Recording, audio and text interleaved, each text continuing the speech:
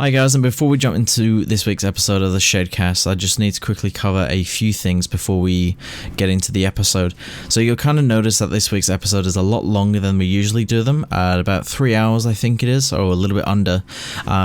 And that's just because we've had to cover quite a lot, as there's a bit of a gap between our last episode. So we've had to cover game week 12, 13 and 14 of the Premier League. We've also tried to fit in a bit of A-League and the AFL as well, so that's why it's a lot longer than we usually do it. Episodes after this will be back to the hour and a half time range.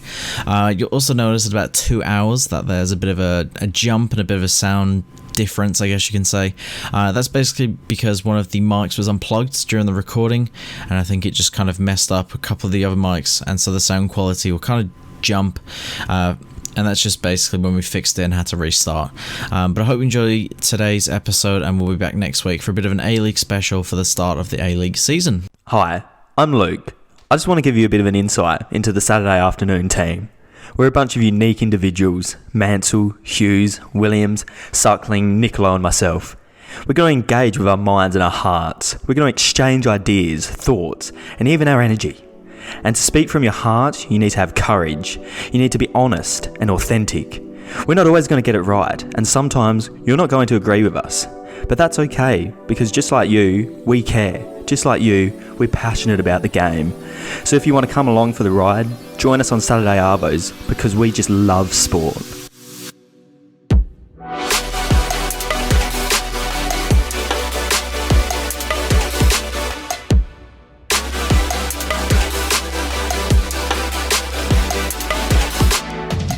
And it's live on the ATV! Yes, and welcome to another episode of the Shedcast. It's another exciting week, and Kane, who do we have with us this week? Unfortunately, Bryce couldn't be here for family reasons, which is a pretty soft excuse, let's be fair. Weak But sauce. We've actually brought in from the UK, because Boris has let him leave because they're idiots in the UK. Jamie Oliver. Jamie Oliver here in the studio. The man himself. What's your favourite shop, Jamie? Louis! I love Louis! Oh, there he is. What a man. What a man. Yeah, so as we mentioned, there's only 4 boys with me tonight. My name is Luke, and I'll be tonight's host. We've got with us Cameron. We've got a problem, Hughesy. Oh, yes, the man himself, here to solve all the issues. Aaron, big cock, low-key, looks like Roger Federer. I'm a goofy goofer. Piccolo. G'day. We've got Aiden. You've got 2 minutes to catch the chaser looking motherfucker. I don't watch The Chaser. Brighton. It's the chase, you idiot. The chaser. Classic. You mean Harry Potter? To catch this anyway. And the secret. finally, we've got Kane. He's always riding shotgun underneath the hot sun. Motherfucker Williams. Homegrown alligator, see you later. Unfortunately, Bryce, I'm not here because I'm busy keeping for Real Madrid. Suckling can't be with us tonight. I could get used to this. But we've got so much sport to cover this week, gentlemen. Unfortunately, we couldn't do it last week because, unfortunately, some 4 p.m. chocolate was being sold, which is a bit exciting. And don't you worry, we'll be getting to that. So we'll get to our sponsors, later. 4 p.m. chocolate. Terry White. Terry White on Beach Road for all your methamphetamine needs. Let's not do that again. We're gonna get sued. Yeah, absolutely. Hi, Terry. Very cool. Do you think of Terry from Sam Graham? That Terry, the boyfriend? The Slape sausage man? You're just saying words at this point. All right, let's get back on topic. We've got 3 weeks of Premier League results to discuss. We've got a week of Premier League coming up as well. We've got look some at Aaron round trying of to hide the 16 smile. sides in the Champions League. We've got some Championship results, some A-League fixtures. Preview, mate. Big fat preview action. We've got some AFL commentary as well this afternoon because the release of the fixtures has excited us, and of course at the end Luke's big 5 questions. I'm really going to test the senses tonight, gentlemen. I'm going to be asking the big questions. Good, I've got the 5 gum in the mouth, so I'm like- stimulated. I'm like a fucking reporter at the Stephen Marshall press conference, mate, asking all the big important questions. Stephen, how big's your cock? All right, let's get right into it. You have to quarantine for 3 days. So, Commissioner, how long do you have to quarantine for if we go into SA? Let's get straight into it. We have to go all the way back to 1999. Saturday, the 12th of December, when game week 12 of the Premier League started. There was some pretty exciting game. My favourite game of that week, actually, was the Manchester Derby. A delicious 0-0 that was played What a out game at Old that was. Trafford. Diclo, would you say that Excuse me. that's a pretty good result to get a draw against Manchester City, do you feel? No, not really. Ah, why is that? It was good for them. For them, yeah. Because they sat yeah, back, they did yeah. sit back the whole game and absorb pressure. So, So did you guys. Ooh. was I seeing Hang on a things sec. during that game? Can I just explain? Your team played 2 centre defensive midfielders. You've never ever played 2 centre defensive midfielders. You've had 1 centre mid and 1 centre defensive because mid. the for yourself. lineup, he obviously didn't look at the screen when the ball was... Yeah, I did actually. Did you see that, Cameron? But that is the thing, though. What? There's a difference between having 2 central defensive midfielders as part of your tactic to try and nullify the creativity of Bruno in that side, and then having 11 players in your own half. I will admit that for the last, Look, I'll sit here as a City fan and say, yeah, in the last 45, in the second half, Yeah. Pep probably went, I can't break them down, so I'm just going to try and avoid getting scored against. But if there was one team taking the initiative, it was City. Like, realistically, neither team Deserved to win. deserved to win. Yeah. But if you're looking at it from the game standpoint, City were the better team. They weren't necessarily robbed, but United didn't deserve to win because of how just a shit defensive game. that they were with sitting behind the ball, and City just couldn't put their chances away. It was just a crap game, and that's exactly right, though. City had about 3 or 4 chances to score that would have been put... This has been the story of City's season. Just can't put away chances that would have been put away 2 seasons ago.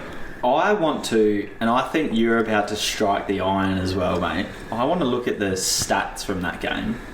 I do have the stats open. You say that they're playing 11 in their back half. 50-50 on possession. Pretty much 46 United to had 54. more shots at goal, Yeah. equal shots on target. City only had, 70 more passes? Yeah, but stats. We watched the game. Yeah. City created the better chances. I understand that. No, but we've the just thing said is, that all they did was sit back. 5 or 6 of their shots were from about 30 yards out. They're just speculative, Yeah. on the counter, shots. I'm not sure if you agree with me, Cameron, but that's... No, I agree. I don't want to be that guy either, Luke. I'm sorry, but according to Football, the possession stats are actually 54% to City. Oh, okay. But But that is the thing. though. it's one of those things where you just felt that if there was any team that was going to win the game, Yeah. it was City. And United went in with a fair play. Like, Mourinho does it. I'm not saying that it's a bad tactic, because lots of big teams sit back against other big teams because they just want to get a draw there and then win against smaller teams. But that's, But there's a difference though between Mourinho's style of doing it and what United were doing. Mourinho at least will go out and try and get those goals first and then absorb the pressure for the 75, 60 minutes, whatever. From the start of that game, United would have chances like whenever they had a corner or cross or shot from like 30 yards out. That's actually a good They weren't actually chasing the game. They weren't there to try and win and score against City. They were there purely to go, we got embarrassed midweek because this was just after they had lost to Leipzig. So Ole literally just went, I don't want us to concede again, because if we concede like that against Leipzig, we're going to concede even more against City. Yeah. So that's why he set his team up that way. But he knows how City works, and that's why a lot of teams have found City out. If you don't let them get the first goal, they struggle. Once City gets a goal, usually they run away. That's it, because teams are actually forced to come out of their shells and attack. So would you look at it as a disappointing result for City Yes. then? Yeah, Absolutely. 100%. Because, De Bruyne had 2 or 3 shots on the penalty spot that bounced back to him that he skied. I think that was And that's 2 seasons ago, those get buried. Yeah. And that's what's Yeah. happening with City all season, is these chances are actually there. It's just they're not being taken. I think that was the biggest difference in that game as well, is that De Bruyne and Fernandes just weren't on. No. So both teams' creative outputs were just completely just nullified. Well, I'm not going to sit here and say City 100% deserved to win. We got robbed. It's bullshit. No. Because admittedly in the second half, we did kind of just go, we'll sit 4 players, our 4 defenders deep and not push them up the field looking for a goal. But yeah, it's disappointing because you think, if we took one of our chances, could have won the game. I will say that City did look a bit better in the second half when Ferran Torres came on. And it seems to be a good young talent, Torres. Well, what I say to you, mate, Riyad Mahrez does one fucking game all season, and then, mate, he was useless against Yeah. United. He's doing the same thing. He runs at a defender and tries to do a step over. It's like, mate, you've done it 10 times previously, and Luke Shaw's tackled you. Hence why Luke Shaw was man of the match, because Riyad Mahrez just kept giving it in the bowl. He did keep Torres at bay quite a bit as well. I thought Torres was massive off the bench, to be honest with you. Torres got the better of Luke Shaw, especially when he first A few came on, occasions, when he went but past him. You can tell the difference, though, that Luke Shaw wasn't able to keep up with Torres, but then for some reason City just kept going down the left to Sterling, and it's like, yes, Sterling on his day can be a world-class player because he has that ability, but just nobody in that game was the standout. Wanted it enough. Can I ask you, Kane, what do you make of Sterling's goal drought against Manchester United? Didn't even know that was a thing. I think Mr. Sterling is an absolute world-class player, so I'm not really fussed. I mean, every great player goes through a goal drought. Can I just clarify something? You weren't aware that he has never scored against Manchester United ever. Mate, because I don't read Lad Bible for those fucking stats. I wasn't looking at Lad Bible. Where do you find that stat? That to be fair, I that came is across it randomly. I saw it. That's such a sport Bible stat. Like, what I would never. I don't. Before I get not like a derby, I don't look at everyone's scoring records against the team. He's been out of sorts though a bit. He's been. Yeah. But as I said to you, all great players at times go through goal droughts.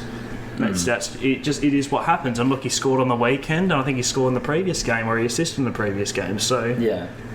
it's not the fact that he's doing that and he's still considered to be off shows how great a player he is and how much people expect of him. Yeah. But also, though, does not scoring against a team not mean that they've not played well against the team? I think that's a useless stat. Because, Well, that's why I'm just trying to wrap my head Sterling around. has been one of the best wingers in the world for the past 3 seasons. So just because he didn't score against one team doesn't mean that anything. He's never ever scored. So, like, But that's still such a useless It's stat, a because then you useless can just stat. go, Edison's never scored against United. He's a Just- goalkeeper though. Yeah, That's but, like- different. But Sterling's job is both goals and assists. If you had gone, he's never assisted either against United, then you can make a case of going, okay, he can't do that against United. But he's assisted and he's done well in those games against United. So just because he hasn't scored doesn't mean he doesn't have an impact against them. That's what I'm just trying to understand as to what that stat is. Just because he doesn't do well in that one game, how does that? I don't understand how that correlates. How does that affect what occurred in the game? Because Wan-Bissaka kept him under control. Okay. Cancelo. Of course he kept him Fernandinho and everything kept under Bruno. control, mate. Because you know what? It wasn't just Wan-Bissaka. It was your midfielders dropping into the holes as well to stop Sterling. Because Sterling's going to run, and if he's one-on-one with Wan-Bissaka, he's going to fucking skin Wan-Bissaka. And he did it a couple of times in the game. He was able to get a ball across the area. So I don't understand what that. It was 50-50 between them. Sometimes Okay, Sterling but was able to get through him. You just said Wan-Bissaka had him in his pocket the whole game. So what? Now it's 50-50. No, what I was trying to say is that it was always him and Wan-Bissaka always competing against each other. Yeah, but you said that you had him in his pocket. What does that? Was that not scoring against United had to do with?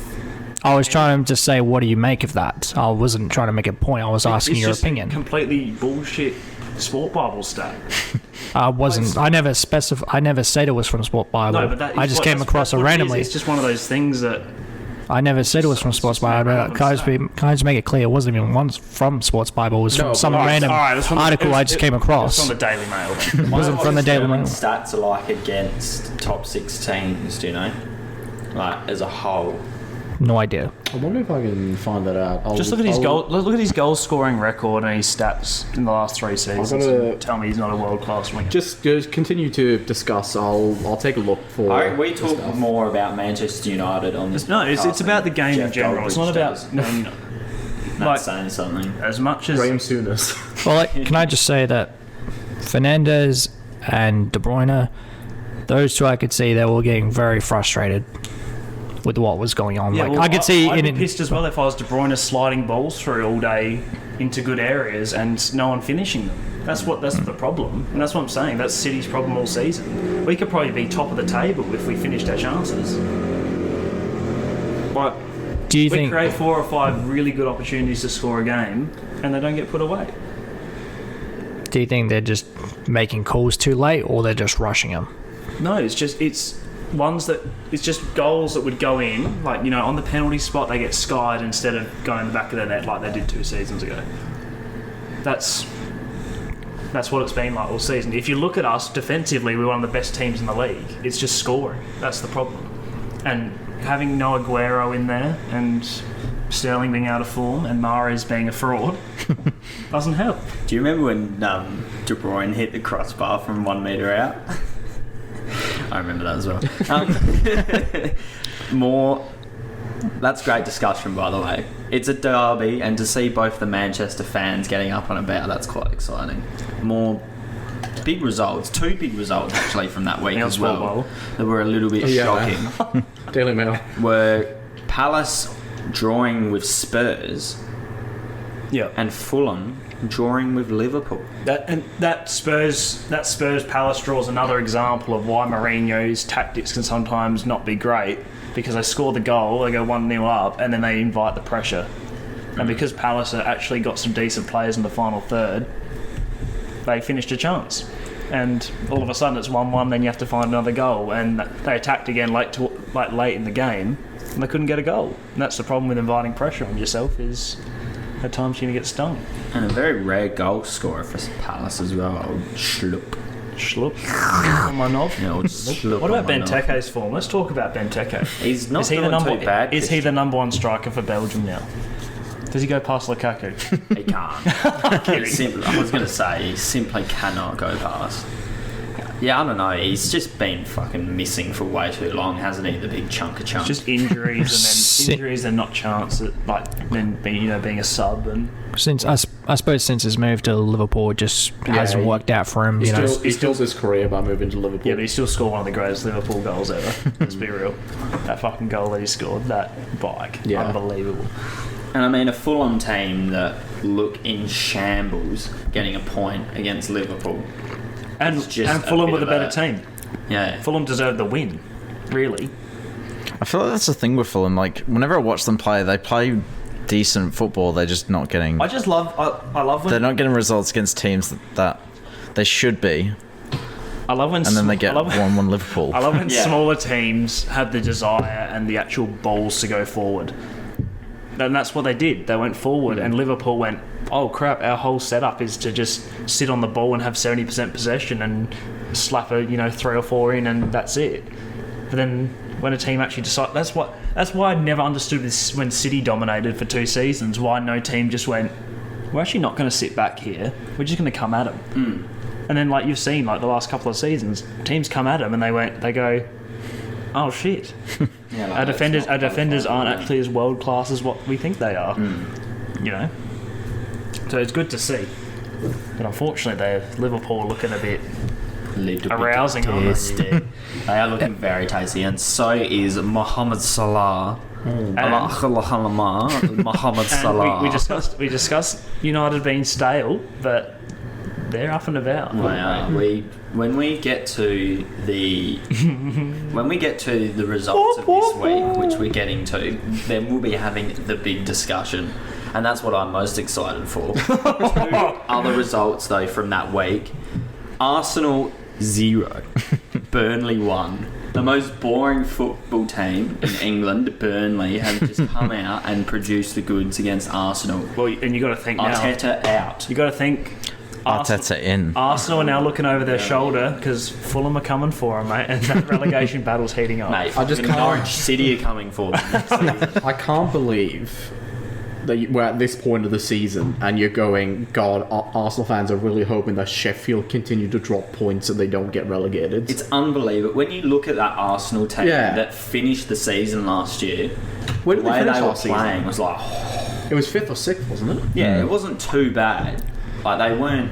Well, no, they're not playing in Europe, are they, this season? Yeah, Yeah, they're in Europa Europa. League. They're unbeaten in the Europa League. Yeah, see, I mean... I think they've to be won all fair, games though, in the Europa League. That would be the most Arsenal thing imaginable, that they get relegated but somehow win the Europa League.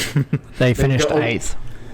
So they must have got through on qualification. Or No, they won the FA Cup. They They won won the the FA FA Cup, yeah. And that's the thing, that you can't get Sam Allardyce now to pull you out of this one. And he's West taken- Brom. Well, I've actually heard that Allegri's learning English so he can actually say no to the job. But no, like, in all seriousness, I think that's my biggest shock of the season, is Yeah. Arsenal plummeting down like that. I don't know, Southampton being top three. You can't blame Arteta though. I feel like this has been coming for a while. Like, Xhaka got it sent has. off. like looking at the Arsenal team, and they've not improved it No, but massively. it's the red cards. They're in games, then they go down to 10 men, like once every 2 weeks.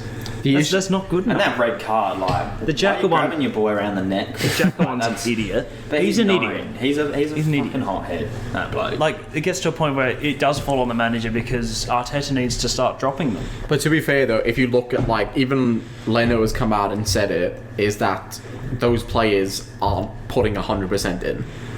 Like, they're just completely complacent. And that's the issue that Arsenal are having now, is that they've brought in these older, more experienced players without getting the backups because they thought, oh, our youth players are actually really great, like, they're going to save us so we can bring them in. That's like, But then it's been found out that, like, a lot of their youth players aren't up to scratch. They're not. I don't know if they're not ready or if they're just not good enough. But you watch them play. I think it feel their youth players. There's a are couple. There's a couple of them. Like, you know, you can look at like a Reece Nelson or Saka or anything. But like, is that enough? And then you go and bring like a player like Pepe in, who you go, he's been absolutely tearing it up, and he's just not doing it. He's just so inconsistent. After Yeah. week 1, I thought it was a good signing, but now I think signing Willian when he's on the decline in his career, Yeah. he has been fucking atrocious for them. His first He's game was been good. Awful for them. Yeah. The first game he had was good, Yeah, but since like, that point, every time I watch Arsenal, he's not nowhere near as creative as what he was at Chelsea. He's clearly. That's what happens but when you no, don't have like, Hazard. let's But be how let's did we get away with that? Like, let's be honest. And you know, apparently he's going to leave in January from Arsenal. but I wouldn't blame him. But like, he's just not good. He's not good enough to be a player you rely on yeah. for assists and goals. I know you love him, but like that's. Oh, no, I he's in his absolutely love him early with all my 30s heart. now, and it's like that's just a puzzling signing for me. Like, But that was the thing last season. He was a bit like that as well, like a bit on and off. You He could- was you could- certainly more on than off. Yeah. You could tell that the decline was starting to happen. Yeah, you could, absolutely. and it's good on Chelsea's management to go, you know, you'd love to keep him, and he said he wants to stay at Chelsea, but you could identify the signs of going, he's not going to do the job for us anymore. Like, we can't take a risk on paying him like how much, because how much is he on at Arsenal? Oh, He'd be like at least like 200. Yeah, like And he wanted 2 years from us. That's Yeah. that's why we didn't sign him, because he wanted another 2 years. And thank I can see him going to I Italy. love you so much, but thank God we did not extend his contract for 2 years. Because imagine fucking paying him all of that money And he wouldn't play. and he wouldn't play it. yeah. And he's more injury prone now the older and older he gets. It's just a puzzling signing. Like you go, oh, we want to take a youthful approach, and then you bring in this dude who's like, I can understand because obviously you want those experienced players because they're hoping that. but has he ever been a leader? Like when he was at Chelsea, was he? But I I don't he was think a leader. He's captained Brazil a couple of times, Yeah. so he's certainly But I a don't- leader. But he's don't even know if it is that leader aspect. It's more so just the experience, that hoping that like you have like a Premier League winning player in Willian. Hopefully, some of that can rub off onto Pepe. But like, yeah. But it's just why do clubs, when someone has one good season, just sign like a player? They had one good season at Lille and they went, let's pay 80 million for him. Yeah. Why? Like, to be Arsenal's recruitment over the last couple of years, other than Aubameyang really, and like I said, for that first like season and a half, hasn't really been great. Partey could probably be a good one. Dude, the recruitment over the last 15 years. But once again, Partey comes in and he gets injured straight. He's an injury-prone player. It's like for Stan Kroenke, it's just like a business transaction for him. He doesn't actually give a shit. I think you just see now how good of a manager Arsene actually was for that club. Yeah. To be able to still keep them up and about yeah. in the top 4 with those squads. It's just, I don't know. I still say they need to back Arteta. I think they do too. They need to, because and I think he'll stay. He'll stay. I just don't think I don't think all those results are reflective of his manager. It's red card. He's new to this. When you're down to 10 men, any team's going to be. The last thing you need, like in a struggling team, is some hothead who just goes and fucking. Yeah. Who was the one last game that got sent off? Someone else got sent off. I know Pepe got sent off. No, Pepe got sent off before. Then it was Xhaka, and then it was someone else got sent off. Was it take Bellerin? I think it was Bellerin. Was it? Can I ask, is there any player at Arsenal currently, besides their youth academy, that seems like he wants to try to actually perform? And this is the thing, I don't actually think... is there anyone there? To be honest, Gabriel sent off the yeah. last game. I haven't watched enough Arsenal to make a call on that. I think there's some players with desire, but some players with desire is not enough. I think when you have half the team have to have with a whole desire, team that desires to win. Yeah. you need a team with the same level. You look at Liverpool, like all those players play for that fucking badge. Like they all the unit, they all have the clear same intention to go out there and win. And that's a sign of Aubameyang as well, how good he is, that when he's not playing well, like, who do they as a club turn to? Yep. Like your backup's Lacazette, who's never really been that quality at Arsenal. Yeah. I don't know. I feel like they'll come good, and you know when they'll come good in the last 2 months of the Premier League, which is what they do every fucking season. They'll come good. They'll stay in the FA Cup. They'll probably even fucking win the FA Cup because it's just what they love to do. Yeah. But I don't know, like why they just. I thought this was the year where you'd go, oh shit, we have to go to the Emirates this weekend. Like, this is not good. But now it's like, we get to go to the Emirates this weekend. Easy. Yeah. But on that note, Everton 1, Chelsea 0. And you know what? Ole's actually been evicted from the fraud house. Lampard has been actually subbed in. Can you believe it? What's happened at Chelsea? That just seems a bit over the top for him. Oh, it's a joke, mate. Just I know Sport Bible didn't say it was the case, so why do you keep mentioning Sport Bible to me? because that's what you read. No, I For don't. your information. I never even mentioned where I got this information from. It's from his sources. What's the word? What's the secret source, gentlemen? No, he's not a fraud. I think we expected this from Chelsea, didn't we? Because they were going up and it just seemed too good to be true, and a couple of losses in a row. Well, I think. I mean, to be fair, looking at like Chelsea's results, not that many losses, and then it's just come.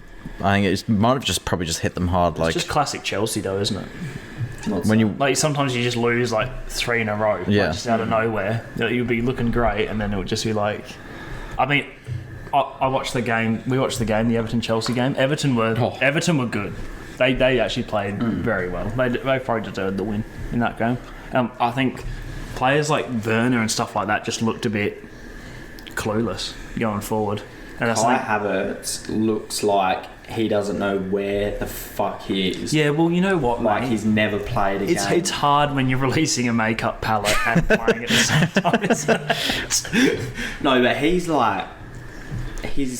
I know obviously there's reasons for it, but like the last couple of games watching him, he's bad at the moment. Like real fucking bad. Do you think he's trying to adjust still to the Premier League? Oh yeah, and there's other factors to it as well, like the corona and that too. But Because I know that Werner, when he's spoken in press conferences, he's spoken the comparisons between playing in Bundesliga and Premier League. He said it's a lot more tougher than he anticipated it to be, Yeah, and that's what Havertz has said as well. That it's just a massive shift. And the thing is like some players do seem to, get involved in the Premier League pretty quickly. They seem to understand how it plays. Yeah. Some players, it takes them a season to get an understanding, but some players just never seem to adjust. It's just hard. Just hard. Moving from the hot sun of Calabasas to England. Cold, deadly London. No, he can't go to Coachella, Big James Charles. He has to play the Premier League every week. It's hard. No, but you know what? I'm happy to sit back and let Havertz and Werner just take a season to get good. Because we have Giroud. Exactly right. If we finish 4th or 5th, yes, so be it. And to be fair, like the depth of your squad, like the competition to be a starting player, like whether it's the bench or the starting lineup, you gotta perform very well in training, and then you gotta perform on the pitch. Yeah. I did hear something though that they want to get rid of a few players. Yeah, there are. Chelsea. I know that. Offload a few players. I know that Inter Milan were talks of them wanting to sign. Fabrizio Romano got in my ear, mate, and told me that. No, I listened to a Sky Sports transfer thing today. And they're saying they want to get rid of players like Jorginho. Yeah. These kind of players that just, I don't think fit I don't think they'll fit their game style anymore. Like Jorginho, I think is a very good central defensive midfielder, but I don't think their intent's to be a defensive. I mean, why have him when you can get someone as young and as ability stricken as Declan Rice in at the start of next season, who can just come in and just control. I mean, to be fair though to Jorginho, is it easy to fit into a play style when you're playing with 5 players on each side of the wing? What do you mean? Well, every time you watch Chelsea, it just seems to be ball goes to Thiago, fullbacks just run up the side, and then everybody just disperses to either side of the pitch. And it's like they like to isolate the striker and have like a wide kind of... It'll just stay the centre-backs, then Kante will be in the middle, and then Kante just has to go, which of the 5 players on either side am I going to get this ball to? Well, yeah, I mean, I don't know how that can be the case when we usually play with 3 in the midfield. I'm just going off of when we were watching the Everton-Chelsea game. I mean, our midfield's I think they've been pretty good. Yeah, but they do disperse. solid. Even when they had Hazard there, they did disperse. Because you'd isolate your striker and then you'd have your wingers cut in, your fullbacks come around the side of them, and then your central midfielders would usually come wide as well to get the ball. But those games, I think, have showed, like, he's only been here for a little bit, but Ziyech, how fucking crucial he is for our... He's looked good. I think like the man at the moment for our build-up play and that. I think he's been probably your best attacking player in terms of new signings. Definitely. I'd probably say Chilwell is just as good attacking. Too, yeah, I think because Chilwell's had experience being at Leicester, and the fact that you have players like Mendy who's performed well, and Thiago Silva who's he's a veteran now, but he knows the game. Yeah, I could see that he's definitely helped Zuma. Oh yeah, you can see what he's done massively. Absolutely, and that's the thing as well. We've got like 7. Like if you look at our best starting 11 that he's thrown on the pitch at the moment, like 7 of them are players that are new. I think there's a fine line between when you buy too many players to put into a starting lineup.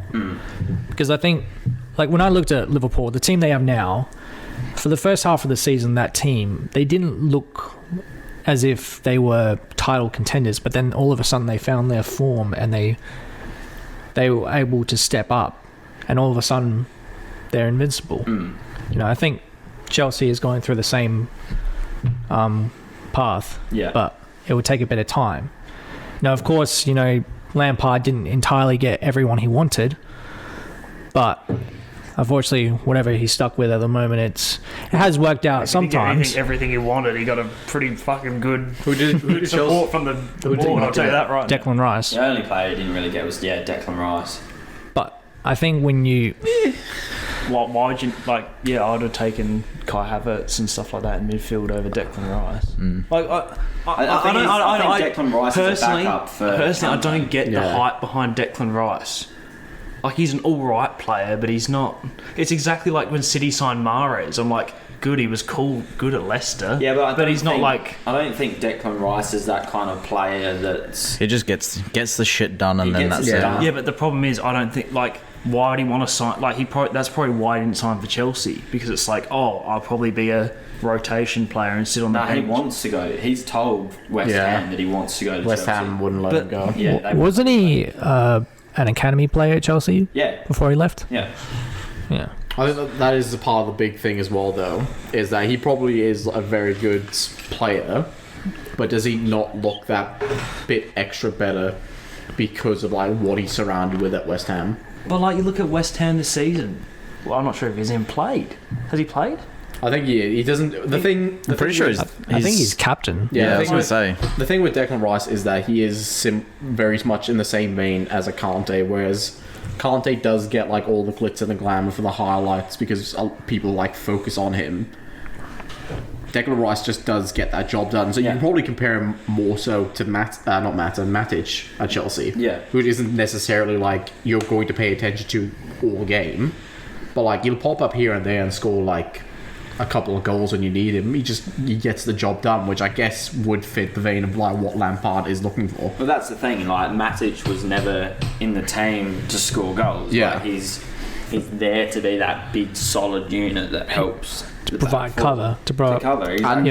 and I think what Declan Rice is so good at. So, and he could what we need. He could get even better then by doing that. Yeah. Because if you look at him at West Ham do kind of focus on him to get forward, to help with the attack and everything. Yeah. Whereas if his sole job at Chelsea, no, they don't. They focus on their left and right back to get forward. They go through Declan Rice. It's the same. They create down the wings. West Ham. Yeah, but then they do the same as with Chelsea, where they'll go forward to Declan Rice or Kante, and then they'll play it out with that. He is a focal point of that team of when they're getting forward. Yeah, but of course they're going to go through their central midfield. That's what every football team in the world does. Does that mean fucking Duraggio at Adelaide United? It should go to Chelsea because he passes the ball out to the wing? I think so, yes. Duraggio is top class. To start for Chelsea next season, mate. And there's game week 12. 35 minutes in. Oh. You know what I mean? I personally I just don't understand why he'd go to Chelsea when he's not going to be selected if Kante's fit. I find that just like... That just stunts your growth as a player. Well, that's just the thing, sitting on the bench. And so many players have this where they go to a club and just sit on the bench and they waste away. Yeah, but Kante's, how old? What, 29, 30? He's 28 or 29, so he's in the prime of his career. He's 29 years old. But he's in the prime of his career. This has helped Declan Rice a bit now, though. Because, by him not going to Chelsea this season, he's getting another full season in the Prem, pretty much playing as a starter for West Ham. Then he can move to Chelsea next season, maybe be a rotation player there. We'll come off the bench for Kante if Kante's injured or for a sub-on for him. But then the season after that, Kante's 31, 32. But I just don't get. So then he's going to start over. Why you do that for your career? Like, why would you waste a year just sit? But another thing would you not just wait the extra season at West Ham, be the captain of West Ham, lead them, and then when Kante starts getting old, slide in straight away into a starting position? But another thing is Kante, certainly the last few seasons and with Lampard as well, is also a very attacking-minded player. Now, he's not the Kante of Leicester. Yeah. So you could almost see him and probably Kai Havertz in the midfield, and you see Declan Rice sitting at the back. I actually think Kovacic has been better than Kante in the last season or two. Oh yeah, Kovacic has been. I think he actually gets a lot of. That's the thing. Like Kai Havertz might be worth 71 million, but I just don't understand why he's starting over. Once again, it's one of those players that has one decent season at Leverkusen, and they go, "Oh, yummy, 70 million." On your point then of saying why would Declan Rice waste a year of his career being a backup for Kante? That could then be in Chelsea's favour, though, of them not having another repeat of a Havertz or a Werner. Correct, just in Chelsea's favour. Because then it will but then it'll be Declan Rice's favour as well, because then he can assimilate to that team a bit better, instead of just being thrown straight in, trying to then get...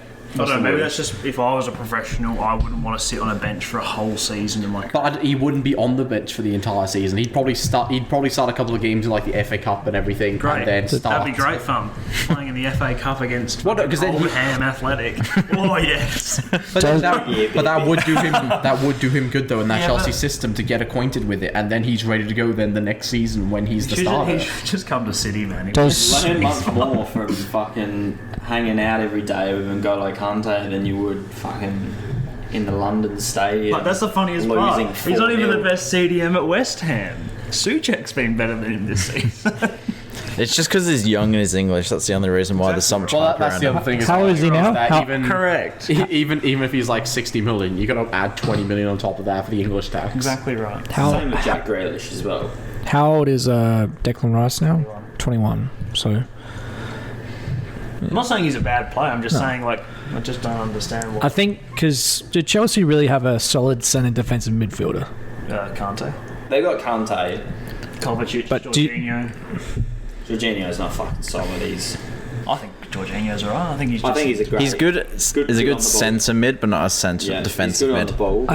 We don't really have anyone who's sort of like a big, strong, tall centre defensive mid, so I think that's probably the reason that they're going for Recklin. Matic, Kante power that we had When seasons back for one season, and that's it.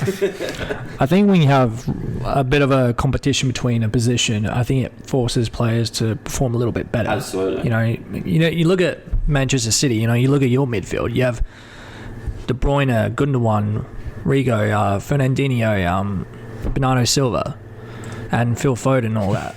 You have 6 solid players right there, and David Silva for a solid period as well. Exactly. Sign Og Banana in January. Exactly. You look at those that lineup there. You have 6. Well, it used to be 7. Now it's 6 players. Just don't get me started on Rodri, mate. I'll have a brain aneurysm, seriously. He tucks his shirt in, so it's not worth discussing. Game week. He's one of the most nothing players I've ever seen. Game week 13. More strange results. It's just such a weird season. The first game, oh look, here they are again, it's Chelsea losing. 2-1 at Molineux. To be fair, this is the first, when you look at Molineux the last couple of years, Wolves have been a fairly solid team. Mm-hmm. When you take Jimenez out of the equation and you look at the fact that Wolves haven't been this good, this is the time you'd most expect us to go to Molineux and put another 5 past them, and we fucking lost. And deserved to lose as well. Yeah. That Podence goal was very juicy, mate. He's looking like a good forward for him, as like a backup for Jimenez. That finish was just unreal. Yeah. I think didn't Zuma hit like the apex with the header or the crossbar? It was like an incredible header. Missed that, but I thought that Wolves again once had the better of it. I think Chelsea just going through like a bit of a rough patch, as we always do. It's just what Chelsea does. All our years of watching them, they always have this like three or four games where they just slump and then they just get back to. Yeah. Is it usually around this time as well? No, it's usually early in the season. Yeah, it's usually straight just after like January. Yeah. I'm just saying to myself before I go to bed at night that this is just what new teams do. They're just inconsistent. It's the process. This is the season back in general, to that man. Man City's first season. Yeah, this is just this season in general, man. Like, Yeah. Liverpool are on top. I still don't think they've been very consistent. Yeah. I still think that there's numerous results where they've won. And that's what champion teams do. They win games that they don't deserve to win. But there's games where they just haven't really deserved a point or a win, and they've got them. So I think anyone can go to anyone and beat anyone, really. It's just been a strange season all over. Like, not just Podence at Wolves, but, Neto as well has definitely stepped up at that club, in the absence of Jimenez as well. Like, he was the one, I think, who scored the last goal in the 95th minute. He's definitely stepped up recently. He scored quite a few goals himself. The 95th minute as well. Like, that just pretty well sums it all up. Yeah. It's just really, really good stuff. Just how it happens. Especially with our aerial ability as well this season that we've shown to concede like that. It's just... To be fair, you know who, speaking of Wolves, has fallen off quite a bit in the last 2 seasons that was heralded as the best young player in the Premier League? Ruben Neves. What has happened to the bloke? Oh, Neves. Really, Like, what has happened to him? Because the first season Wolves came up, everybody was frothing over him because he had a couple of 30-yard goals and everything. Even at the Now championship, he's it was just- something. I think the now thing he just is- sort of Can't just believe- does his job and then can't believe scores the you just cut it on occasional camera, wonder man. goal. That's disgraceful. You're a fucking asshole, mate. I'm really upset. That's why I had to stop. That's the thing, that like when you actually think about it, there's not many players that are year on year consistent.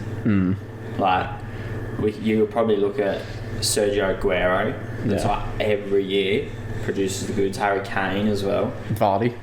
Vardy. I would say Vardy's actually getting better as the seasons go on. Vardy's one of those players, once again, he's just kind of like moments. He'll either score in a big moment or he'll miss in a big moment. He just doesn't seem to miss those. Yeah. But like but Disgusting but he's one-on-ones like that he Mo always Salah. gets into. He's like Mo Salah. When he's off, he's like He's off, ice cold. Yeah. You go, how is this doing in the Premier League? And then like when he's on, it's like I think it's just you look at his like journey more than everything though. It's just so weird to see a player like get their first start in the Premier League when they're like 28 and like then within the 4 years score 100 Premier League goals. That's not something that you see. But it's just Very it's just as often- we were discussing before. It's just that desire. Yeah. Like, there's a desire to win, get the ball first, score. It's also like, the 6 Red Bulls that he takes before yeah, a but game. there's so many players that are just there for a paycheck. Yeah. and they just go, I do my role today, maybe get an assist or a goal, but he's like, I want to score to win for the team. That's the difference. That's why great players are great players, because they actually care. I'll tell you another team that should have won on game week 13 but somehow didn't. Manchester City 1-1 against West Brom. An own goal as well. Like, that makes it even worse. They had Yeah. one fucking shot in the game. Yeah. And that's not the one that went in the back of the net. Like Oh dear. it was just a turn on the spot, and it came off Diaz and went the exact opposite way. It was just very unfortunate. 26 shots. Yeah, but shots. It's a 5. What did I say before? It's just not finishing opportunities. Yeah. They had opportunities to win the game numerous times. And like we went 1-0 up, there was chances to go 2-0 up and just completely shut the game off. Didn't do it. Excuse me. I'll give credit to Gundogan. Like when De Bruyne was making crosses in, he was always headering it, and unfortunately, it did hit the crossbar. I think he hit it twice or it just missed. But I did like how he was playing, but unfortunately, it just didn't work out. But It's just I think what was West Brom playing 5 at the back though. no, they're playing 11 at the back. As every fucking team does against City. That's the frustrating part. Is everyone fucking play. Everyone just knows Pep's tactics. Just sit 11 behind the ball and counter attack, and you win the game. I was kind of shocked that, you could kind of smell it coming, but I was kind of shocked that West Ham deleted their manager after West Brom. that game. Sorry, West Brom. Super Slav. Oh no. I think it's because he only had one victory No, it was the whole time. that was a pre-decided thing. Yeah, that I would have think been pre-decided because yeah. they had Big Sam straight away. It was literally they announced Big Sam like Immediately, that yeah. after getting rid of him. He's on speed dial for every championship team that gets promoted, Oh. surely. Mate. Big Sam's I will- just sitting there. you just have to rubbing say- the He's a good manager. You have to say now though, Big Sam in there. West Brom are going to stay up. They'll It's going to get to the last day of the season, and West Brom need a win stay up. to stay up, and they'll somehow win that game like 4-0. He'll just bring the hard edge to him. Yeah. He'll just bring the hard edge, and they'll be a lot They'll be more back to classic they'll be- West Brom, where it's just I was boring, saying boring that football. to Luke last night. I was saying like it's like the Tony Pulis West Brom. 1-0 wins here, 0-0s, like for just making it really hard for teams to win. Yeah. The one thing I've realised is that there are games like whether it's Man City, Man United, Chelsea, Tottenham, Liverpool. You look at some games, you think they're going to dominate, destroy their opponents, but then some games they do insanely well, and then some games they just don't look like they know what they're doing. You know, there seems to be inconsistency. City knew what they were doing. It's just didn't put chances away. Yeah, but Didn't like put the chances away. Like you look at, I suppose the game that Liverpool just had before, like the other day against Crystal Palace. But you look at a game like them against Brighton and Hove. Yeah, but once again with Liverpool, first half, Palace could have scored 3 or 4 times. Yeah, They had about 3 or 4 absolute massive chances. It could have been 3 or 4 at half time. That's the difference. Liverpool put away every opportunity they had. They put it away. Yeah. And that's just why it's 7-0, because every chance went away. Arsenal won, Southampton won. Southampton should have got the 3 points there as well, in my opinion. Yeah. At the Emirates, and were very unlucky not to. I still think they'd be happy with it. I still think I think with where Southampton are at the moment, any result that's a positive, that's not a loss, that's giving them points, I think that they'd be more than happy with. I think a top 10 finish. I think a top 10 finish for Southampton would be great. I think they'd take that. I think Hasenhüttl was actually a very underrated manager. Very underrated. I could say maybe getting Europa League this year, with how weird the season's been. To be fair, I assume City will jump them, Chelsea will jump them. So 8th. even Aston Villa have been the underdogs I think as well.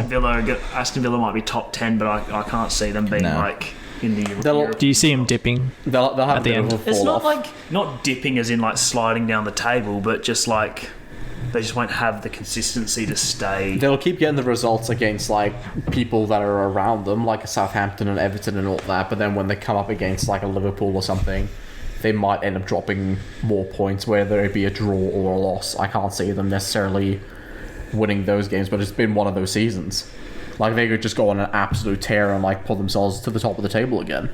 Because when the season first started, you didn't expect Aston Villa to be top of the table for as long as they were, same as Everton. I mean, who would have thought they'd put fucking 7 goals past Liverpool? Exactly.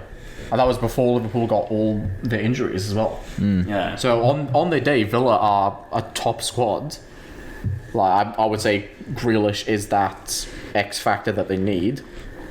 If he's going to stay there for a lot longer, that's a completely separate question. Well, I think they're very dependent on Grealish, because Grealish is quite a selfish player at the end of the day. Yeah. If he's on, they are up and about. As you saw with the Liverpool one, where they won 7-2. He was on, and they went off. But if he's not on, then they seem to struggle quite a bit. Big game of the game week. Liverpool 2, Spurs 1. That game was just very unpredictable. You just didn't know where it was going to end up. Two teams performing very well, and you knew it was either going to be a 1-goal difference or a draw. You just knew that was going to happen. Tottenham should have won the game. Tottenham should have won the game. Didn't one of their goal that they scored, Klopp thought it was offside? Mate, Klopp, I don't want to talk about Klopp. He's the biggest complainer in Premier League history. Bergwijn hit the post twice. Tottenham had, in the second half, 3 or 4, once again, absolutely non-missable chances against a big club. And you miss them against Liverpool, and you're going to pay for it, and that's what happened. And that's what they do. They just sit back and then they counter-attack. Yeah. And that's what they've... Tottenham outplayed them in general play. Yeah. But set piece in the 90th minute, you haven't got that goal you needed, and... That's what championship teams do, man. And then Firmino decides to finally rock up. Yeah, look, he's so overrated, but he's done well the last couple of weeks. Scoring big goals. Give him praise. He's actually turned up. I think the fact that you have Jota there, I think he knows his position is a big threat, because he didn't really have much of a competition. I think him being there, even though he's injured. Solanke was a pretty big competitor for the spot. The old salami specimen. Leeds beat Newcastle 5-2. Good riddance. I hate Callum Wilson. Just going to put that out there. In this next game week, what a absolute diver. Oh, yeah. What a fucking... You know what, mate? He should be in those 4D cinemas in the city and just fucking be a simulation, because that's all he is, man.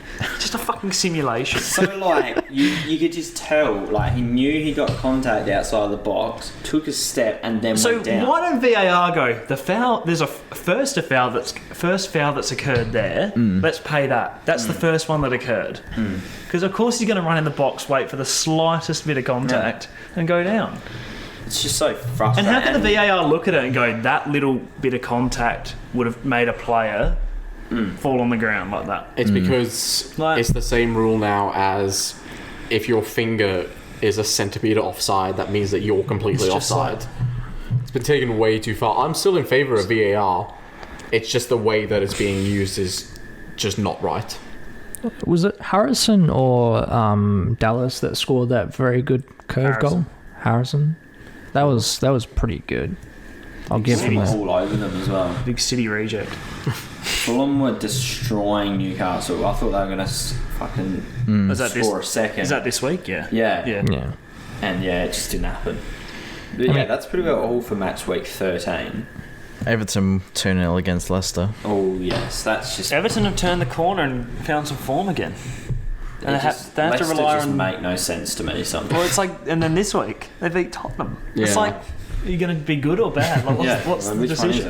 it? Yeah, I was about to say, like, Leicester haven't been in good form, but then I look at the table and it's like, Second. they're second. Yeah. It just doesn't make any sense this season. It's like, I feel like It's Liverpool, every team, Leicester, like, they've and had- Man United, we've all been saying for ages, they haven't been that good this season, but they're, first, second, But third. they haven't. They've been inconsistent. It's just like everyone's been inconsistent. That's Yeah. the thing. You look at a team, you think, oh my god, they're going to be Premier League contenders, but then all of a sudden they dip, and then other teams who are dipping when the other teams are in form. That's the thing with City, though. I Steps don't, up. I don't think they've dipped at any point of the season. I just think that they haven't capitalised on Yeah. their dominance in games. And it's just like one of those seasons where frustrating shit happens and you just can't. It's just one of those seasons if like somehow City do manage to get up and about and they just narrowly miss out on the Premier League, you're going to be looking at those results against United, against So West it's just Brom as missed opportunities that you should have taken. It's like the formula. Well, half of it's working. We've conceded the least amount of goals in the Premier League, but we can't score. And the scoring's the big, It tends to win games. yeah, it's the big Believe it or not. it's the big centerpiece of City's game for the last three Yeah. seasons, and they can't do it. I suppose another interesting game was Aston Villa and Burnley. It was an ill game, but Aston Villa just seemed like they were trying, but they just couldn't get that final finish. Can't say I watched the No. Villa Burnley game. Didn't really stimulate my. I didn't even know that was a game this week. Aston Villa had 27 shots. But that's just Burnley, though, isn't it? They'll just... Burnley having the fucking They're like PFG in the middle 0-0 of draw, the we're goal. happy with that. Have 10 players standing on the across the line goal. blocking. holding 11th player above their heads. Like, you can't really do anything when Nick Pope just stood like that covering the entire goal. Yeah. They've actually started playing better, Burnley. And then there's Man United being Sheffield 3-2. Yeah, good I result for them do. again. I was a bit That's disappointed. not That's a Gwen Stefani. I was That's the disappointed. sweet escape right there. I was. How can you possibly concede 2 goals against Sheffield who have been playing that bad this year? The first goal was Dean Henderson's fault. And to McGoldrick as well. The dude looks like Matt, that me from the Wii console. I mean, the first goal was Dean Henderson's fault. He should have reacted a lot better, but he didn't. And I think the second goal that they scored was a deflection off of Lindelof's head, which hit his I know opponent. who in you're talking. I winning. know who Matt is. But It's just. but there was some good long passes for Man United to score those goals. But Yeah, they're not looking too bad at the moment, Manchester United. We'll go to game week 14 because we're still talking about the Premier League. It's alright. This is more a serious one, isn't it? We're Yeah, getting a it's bit getting quite like serious, the isn't it? fucking pundits. I'd like to give a big shout out to Liverpool. 7 goals, paying respect to Roy Hodgson scoring 1 goal for every decade that he's been alive. That's some respect right there.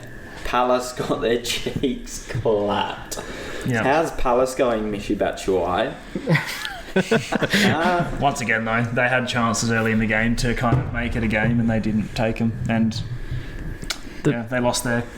It's like their heads dropped, and they just lost all their will to play. it's just interesting to see, Liverpool lose 2-7, and then they beat a team 7-0. But, Like, you know, I actually found it interesting on Klopp's end. Like, obviously Salah came on and assisted and scored 2 goals. But if you're up 4-0, why would you bring on a player you're meant to be resting? I just feel like it's like, let's just say a Crystal Palace player got angry and just snapped his leg. it. Yeah. Like that's the risk. Like I don't understand why he decided to bring him on. Like, Because obviously, so many people had him as captain on that's true. fantasy. He pulled the fantasy app out and he had him as captain. He Like thought, paying respects. You have to do that. Yeah, I had to like console Emily because she was crying to sleep because Salah wasn't playing, and then we woke up and she was like, and then Tyson was like concerned that he was going to lose, and all of a sudden he's on 87 points. Yeah, he's having a big week, isn't he? Yeah. I can't wait to lose all that. Southampton 0, Man City 1. Man Happy City with that. with 16. I think City were lucky with that one. How many missed chances they had. yeah. A goal in the 16th, and then Sleepy go bye time. Well, no. Once For the again, it next was. 70 minutes. It could have been a 4-0, 5-0 game, but just It's just a can't put the chances It's away. just a broken record at this point. Yeah. It's just for the past 3 weeks, it's just been haven't taken their chances. Do you reckon? I think the having- old City would have scored 5 or 6 goals Yeah. in each of the games Yeah. the past 3 weeks. I actually think the City of 2 years ago would be on top of the Premier League by like numerous, Yeah, it'd be all numerous. over by now, I reckon. And you know why? No Vincent Kompany. Do you reckon Danny Green being taken off because of an injury? Do you reckon that took a bit of pressure off of Man City a little bit? Danny Green, is that a basketball I player? mean, Danny Ings, sorry. Danny Ings, sorry. Isn't Danny Green Danny Ings, sorry. Am I a plastic Premier League fan? Sorry, Danny Ings, my apologies. Well, of course it will, but once again, City are very sound defensively. Yeah. Even without Danny Ings, they still look dangerous, Southampton. Southampton, you got to give them credit. They're up there. Yeah. They're a Doing solid well. team. No, so Doing well. I'm happy with it. As I said to you guys, I was thinking it was going to be a 1-1 draw. Again. Yeah. I think Next their fixture. manager was saying, like, last year they didn't play as well, beat them, and then this year they played probably just as good Yeah. and lost. Yeah. Again, it's just the way that the season's going. Arsenal go another one. And another one being another loss. one. To Everton. That's Like you a said, more- Everton coming. That's a more understandable loss, though. I mean, they were helped by Everton are genuinely Robert better. Holding putting one in the back of his own net. Well, also. they can't do anything about that, though. Yeah. That's Our kind of... Arsenal squad needs just the. Whose goal was it in the Premier League? I can't remember who it was. It like bounced through everyone and it hit someone in the face. Oh, was it in the Premier League or was it in Serie A? I can't remember. And it was ruled offside. No, it was an own goal because it bounced through everyone and then like there was a player at the back post and just hit him in the face and it went in. It kind of reminds you of Kepa against Ajax. Oh, yeah. I can't remember who it was, though. him in the face and then went into I did the know back of a net. goal that was called offside because it hit a player, a teammate in the face. I think it was Alexis Sanchez on Lukaku. So it can't be offside. Now, let's get to the last couple results of the week. Spurs 0, Leicester 2. That's a big one What for is Leicester. happening? That's just Leicester, just being Leicester. That's just this year. It just doesn't make any Last, sense. wasn't it the last podcast where like, yeah, Tottenham could be up there, and they're I like, think Tottenham can still be up there. Yeah, Tottenham's still up there. They'll Just Leicester being Leicester. they'll do the usual Tottenham and Mourinho special of they'll go on a run of just losing all the games that they should be competing in. Then they'll just turn the corner and then they'll just start absolutely smacking teams. You got to think at Christmas now. It's not like we're halfway through the season. We're only 14 games in, so Yeah. it's like a long way to go. It just seemed like from the start that Leicester were fighting a lot harder than Tottenham were. Jesus, did you watch like every fucking game that was available? Gee whiz, No. mate. Mission. Man He's U done his 6, homework. Leeds 2. What a clapping that is, Diccolo. Yeah, I wasn't really expecting that, but yeah, it was a very good performance by the boys, you know. Other than, you know, Sounds considering, like Ole. Very good Other than, performance from the boys. you know, it seemed like we were keeping pressure on them all game, you know. We were creating chances, you know, we scored some good goals. I was happy to see, you know, McTominay definitely moving forward, you know, scoring 2 goals in the space of just over a minute, Yeah. which was good. And, you know, And they were good. That first goal was. yeah, he's done that a few times He has, in the yeah. last couple of seasons, I think, you know.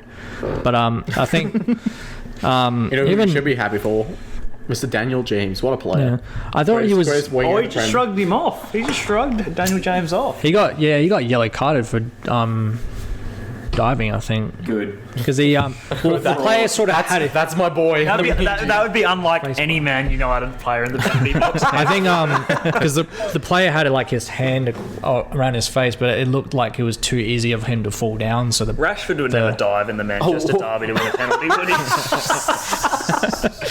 Oh, we didn't even talk about that. That was absolutely a disgraceful dive. Like, man, the kids won't be happy with that. They'll return their food for that shit. Man. That's He ridiculous. can do what he wants. He's fucking an honorary. Yeah, fair play. I just thought that Daniel James was a bit off at first, but I just thought because he hasn't had much time to play, but he definitely.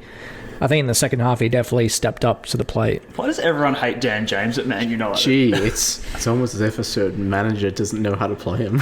There's 2 more games this week. No, we've got now fucking Roy Keane's got the big heart on. Oh, we're so good. Like, in my opinion, it's about fucking time, isn't it? That United dominated a game. It is. I think the thing with Roy Keane is that he speaks his mind. He doesn't care what anyone thinks.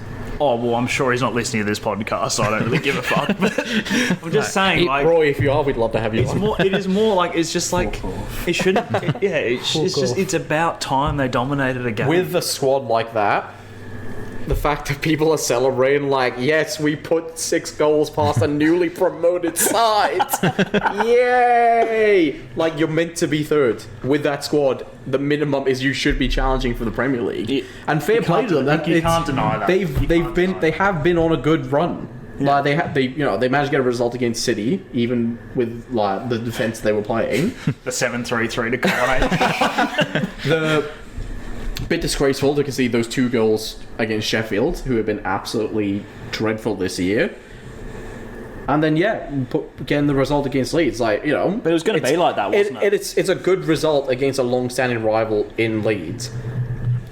But it's nothing to be celebrating about, because that's what you should be doing. You should be expecting that United squad to be performing at that That's level. what I mean. United fans are just more like, it's about time we actually put a performance together like this, because I still stand behind Ole being a fraud, and any other manager with that side, they're going to do better.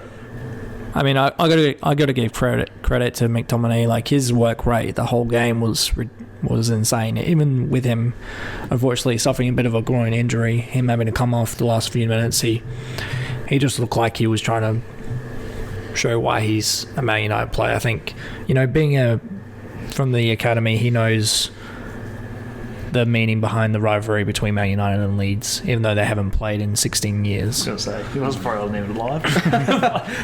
It's 4 words again. It's about damn time these players stepped up. Like, I'm sure Bruno Fernandes is sick of having to be the one. Like, Bruno Fernandes is the best player in the. He's the best player in the Premier League this season. Better than Salah? I think he's better. Yeah, he's better than Salah. Yeah. He's been more consistent. You got to think, as someone the who whole is season. like the heart and soul of a team. Yeah. He doesn't rock up. They don't rock up, and he rocks up consistently. Just watch them lose against Leicester next week now, though. I mean, if they lost to Leicester, I wouldn't be surprised, because Leicester, they can beat Spurs. But Leicester are going to come at them. Yeah, but Leicester are about. going to come at them. That's the thing. That's what they did against City. That's their attitude towards big teams this season. Is we're just going to come at them and try and We're going to come break at them them. down. We're not going to stop going. You know, so It always comes back to that inconsistent results, like, from every big team. Like, it keeps happening. I don't know why it happens, but United have won games and they're up in the table. But like, a lot of the wins, I've just kind of been like, "Oh, you got like." They have. It just felt like kind of lucky. Sure, we've conceded like first, but we've always bounced back and we've won. Like, we never gave up at the end of the day. There's been some lucky results for United, though. Yeah, but Cameron, the point is that there's not always going to be luck every single game. You might have luck like maybe one game every now and then, but not the amount I think you're thinking of. No team has that much luck. You got a penalty after the full-time whistle was blown. I'm pretty sure you have like by far the most penalties in Europe. It's like 36 or something in the last. There's so let's call it what it is then. If it's We're not having a go at you. We're just discussing. I get what you're saying, but I'm kind of just making a point what you just said before about the penalty. I'm not going to blame Man United for being rewarded a penalty because after the whistle. I mean, obviously there must be a rule in somewhere that says refs can reward penalties even if they didn't realise, oh, there's a penalty, but they've blown full time. Because like VAR, if a decision wasn't made, like say, there's been countless occasions in the past where there should have been goals counted or,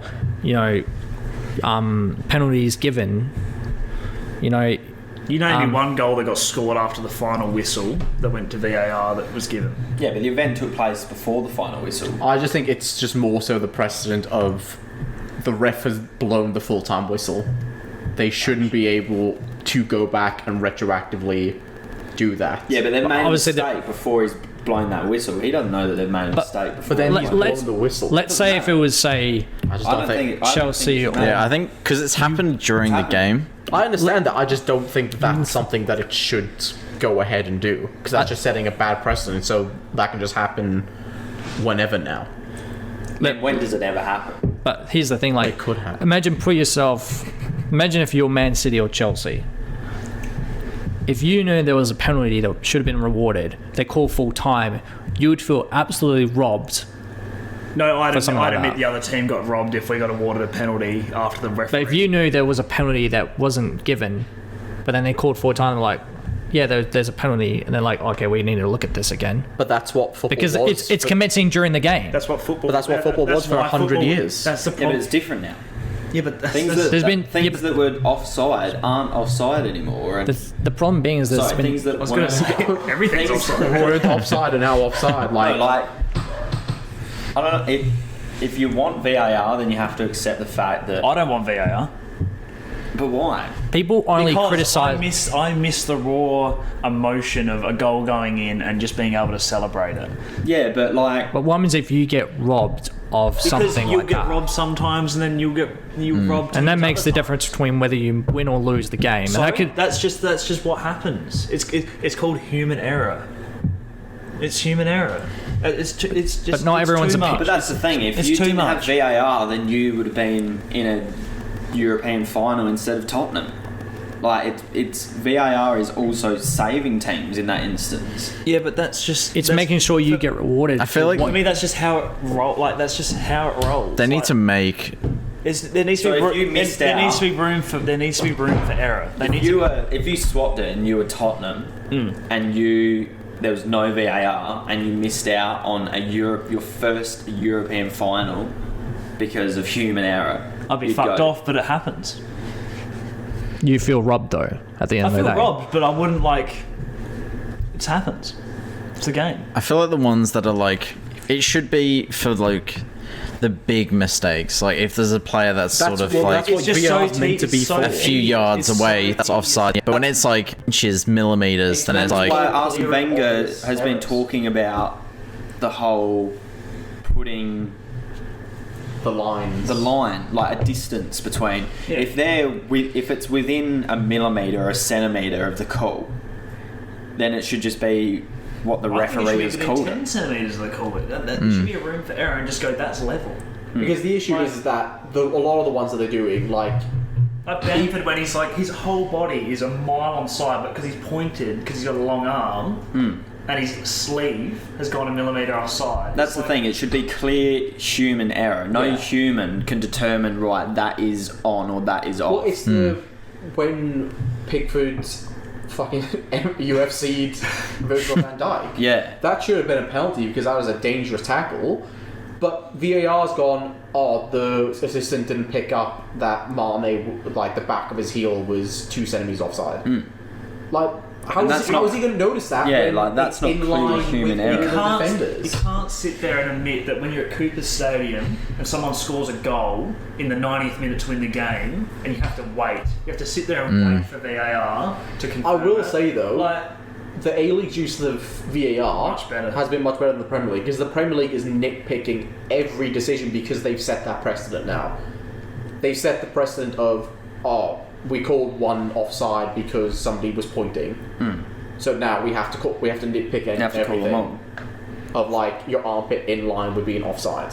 What Like- portion of the body would you say is considered acceptable in terms It should just be if you are past the defender with any part of your body that you are allowed to score with. So if you're running and your head is clearly past the line, then you can make the decision I of think going. that is absolute bullshit. Yeah, That if it's that, is absolutely not. bullshit. Because I bet you someone goes in, scores like that, comes right off there, half on the sleeve, half not, and they rule it out for a handball. But technically, you can score with it. So It should be your leg.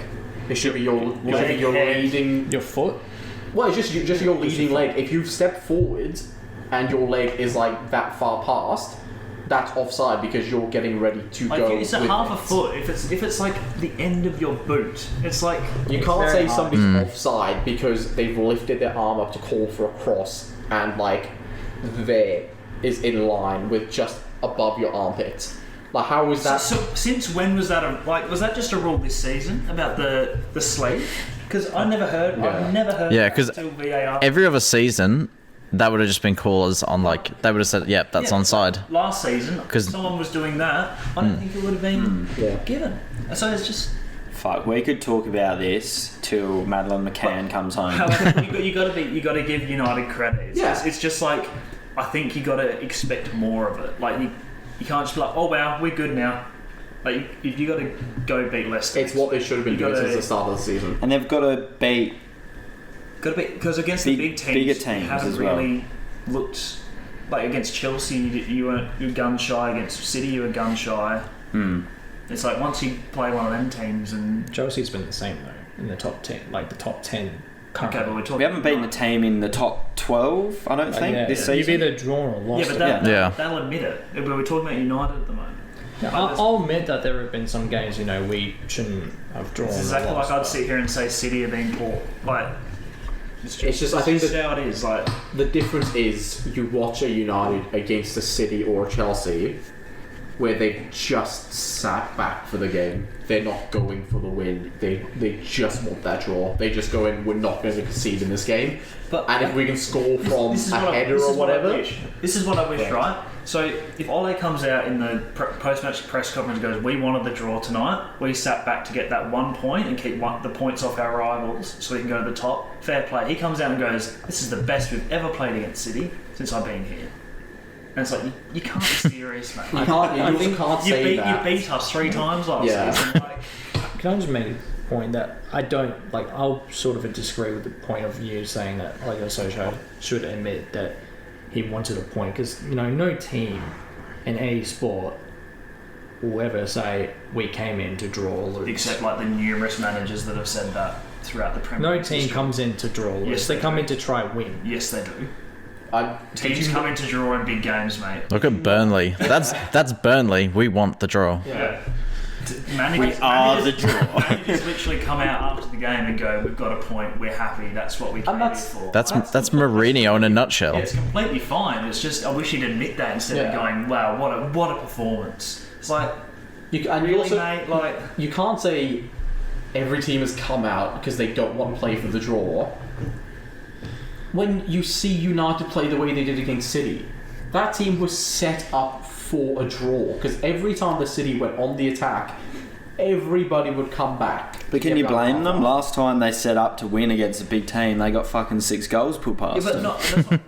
it's like just be honest. Just say And that's like, fine. yeah, That's a fine tactical one because they saw what happened against Tottenham and they were like, "Fuck, we can't let this happen again." They're third on the table. It Yeah. works. Just be honest. Just say we came for a draw. We wanted to take It's points. exactly what Mourinho was saying pre that Liverpool game. How he said we're the ponies and we're going up against the stallion. Basically saying we're going to just try and get a result because we don't believe we're as good as them. They've got bigger cocks than us. Yeah, like Fixtures. We need to... How long have we been going for? An hour and 16 minutes. Holy shit. it's a long one. We're boys. not even through the first topic. All right, we're just going to just speed through this. What's the next one? Nah, let's just take our sweet, succulent time. We've missed 3 fixtures, so it's going to be alright. Whereas this could have been like 2 episodes. It's 2 episodes in one. Exactly. It's the pre-Christmas special. Burnley Wolves, exciting times. Get up and about. And Chelsea West Ham to finish off the week. West Ham 3, Chelsea 2. There's always a 3 in there somewhere. What do you make of the match between West Ham and Chelsea, what do you think the result will be? I'm going to go high scoring draw, actually. 3-3. Yeah. I can see that happening. Our defence is going to be solid, and we're going to win. Please win. And another big test next week for United, Leicester. At Leicester. I can just... At the crash I'm site. off smelling something. It'll be interesting, I think. 1-1 draw. It's got a massive waft of 1-1. But that is not the biggest game of next week. The biggest game of next week, and this is very rock hard. Fulham, Southampton. Mate, huge. That actually could be an interesting game. At the Cottage. Arsenal, Chelsea, London derby at the Emirates. Predictions, please. 4-0 Chelsea. You Nah. think we'll just cream? I feel like it's going to be one of those games where Arsenal finally turn up, but I still feel... We've been saying that for weeks. That's what I said against Tottenham. We've But- been saying that for weeks. They're not going to rock up. Ziyech back, I Pulisic back. Chelsea will still win, but I feel like Arsenal will put up a bit more of a fight than they have. 4-0. So I'm gonna go 2-1 Chelsea. That's what I was 4-0 wondering. and Arteta will get sacked after the game. They can't sack Arteta though. I reckon they'll be in 16th or 17th and they'll have it gets to a point where you have no choice. You have to get rid of But what manager are they going to get in to replace him? me. I could fucking manage. There's more exciting games next week in the Premier League. We're at the point at the moment where if you want to know what games they are, fuck them, look them up yourself. We're sponsored by FOTMob. It's a free app for. It's was I brilliant. for dating? For dating.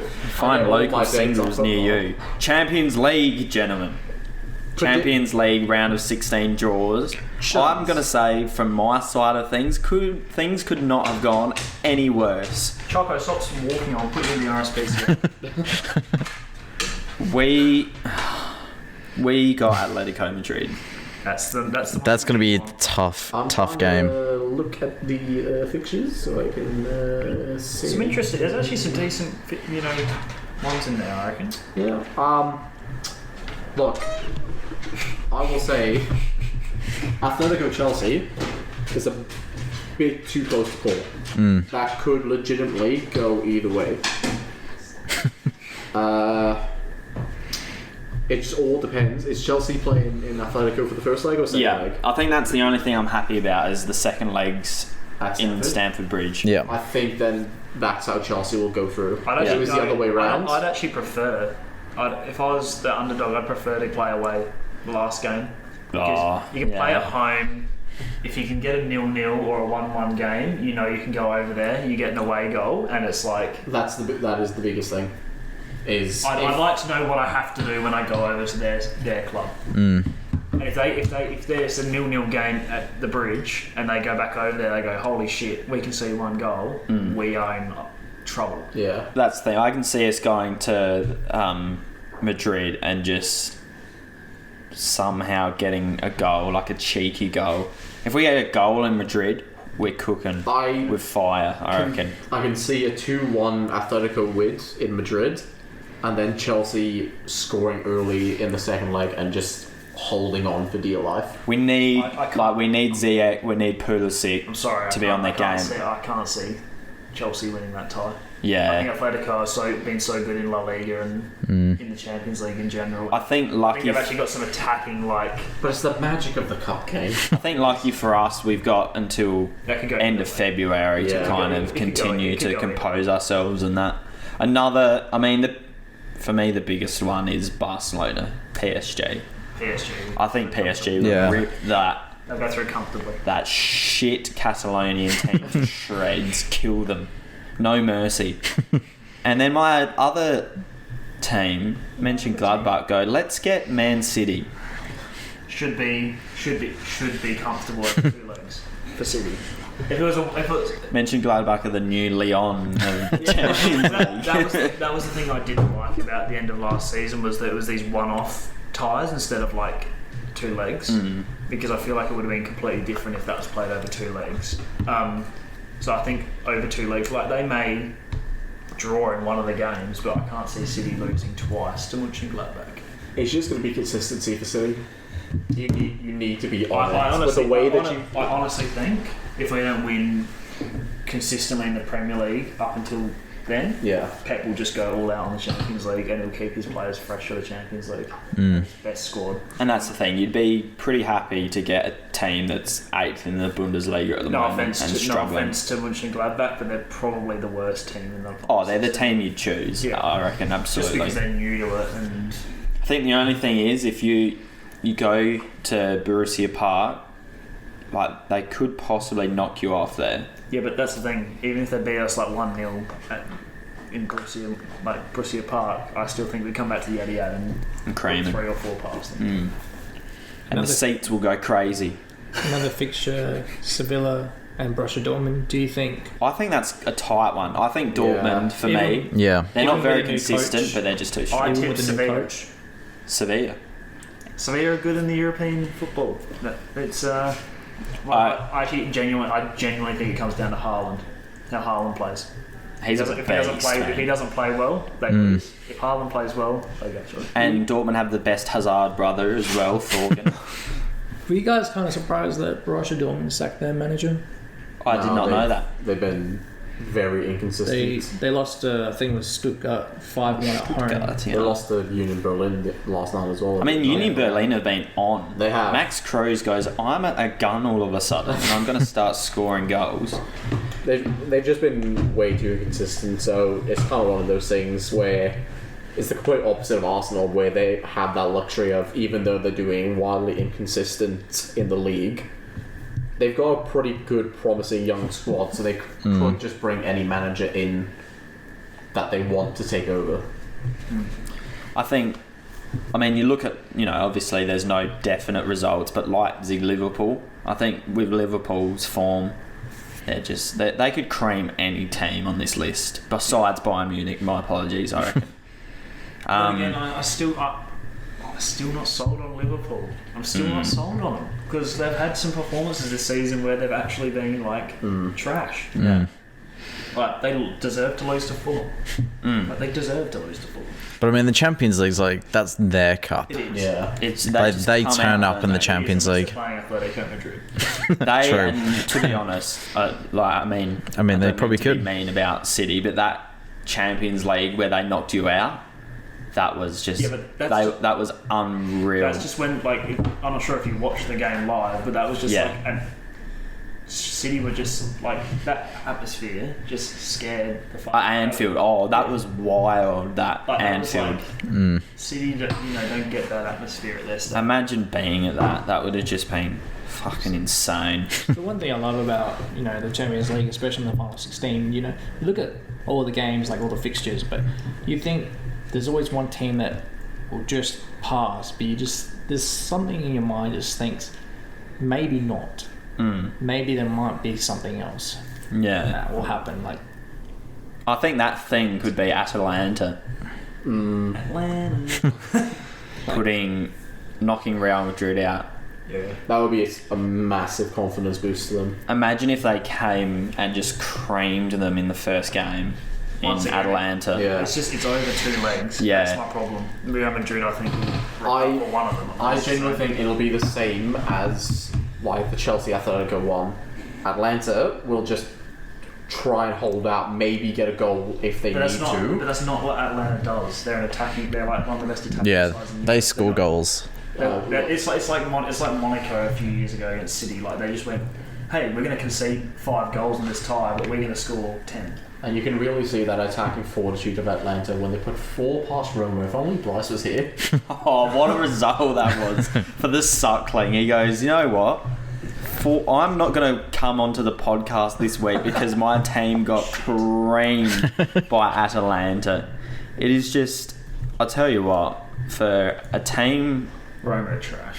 for a team that are in the capital city of Italy, they're pretty shit. Lazio's the better team in Rome.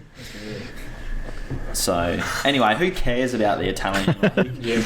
Not me. I'll give you the big One tip. thing you got to mention is the fastest goal in Serie A history this morning. Really? Oh, yeah. 13 seconds. 6.2. It was the fastest goal in any European league, wasn't it? Or major I just European heard it was league. Serie A. Oh, 6.2 who scored it? seconds. It's like, Who cares? Goal in Bruges. Balotelli scored it. It was the well-renowned striker Michelangelo. All right, gentlemen. Next topic. Hughesy.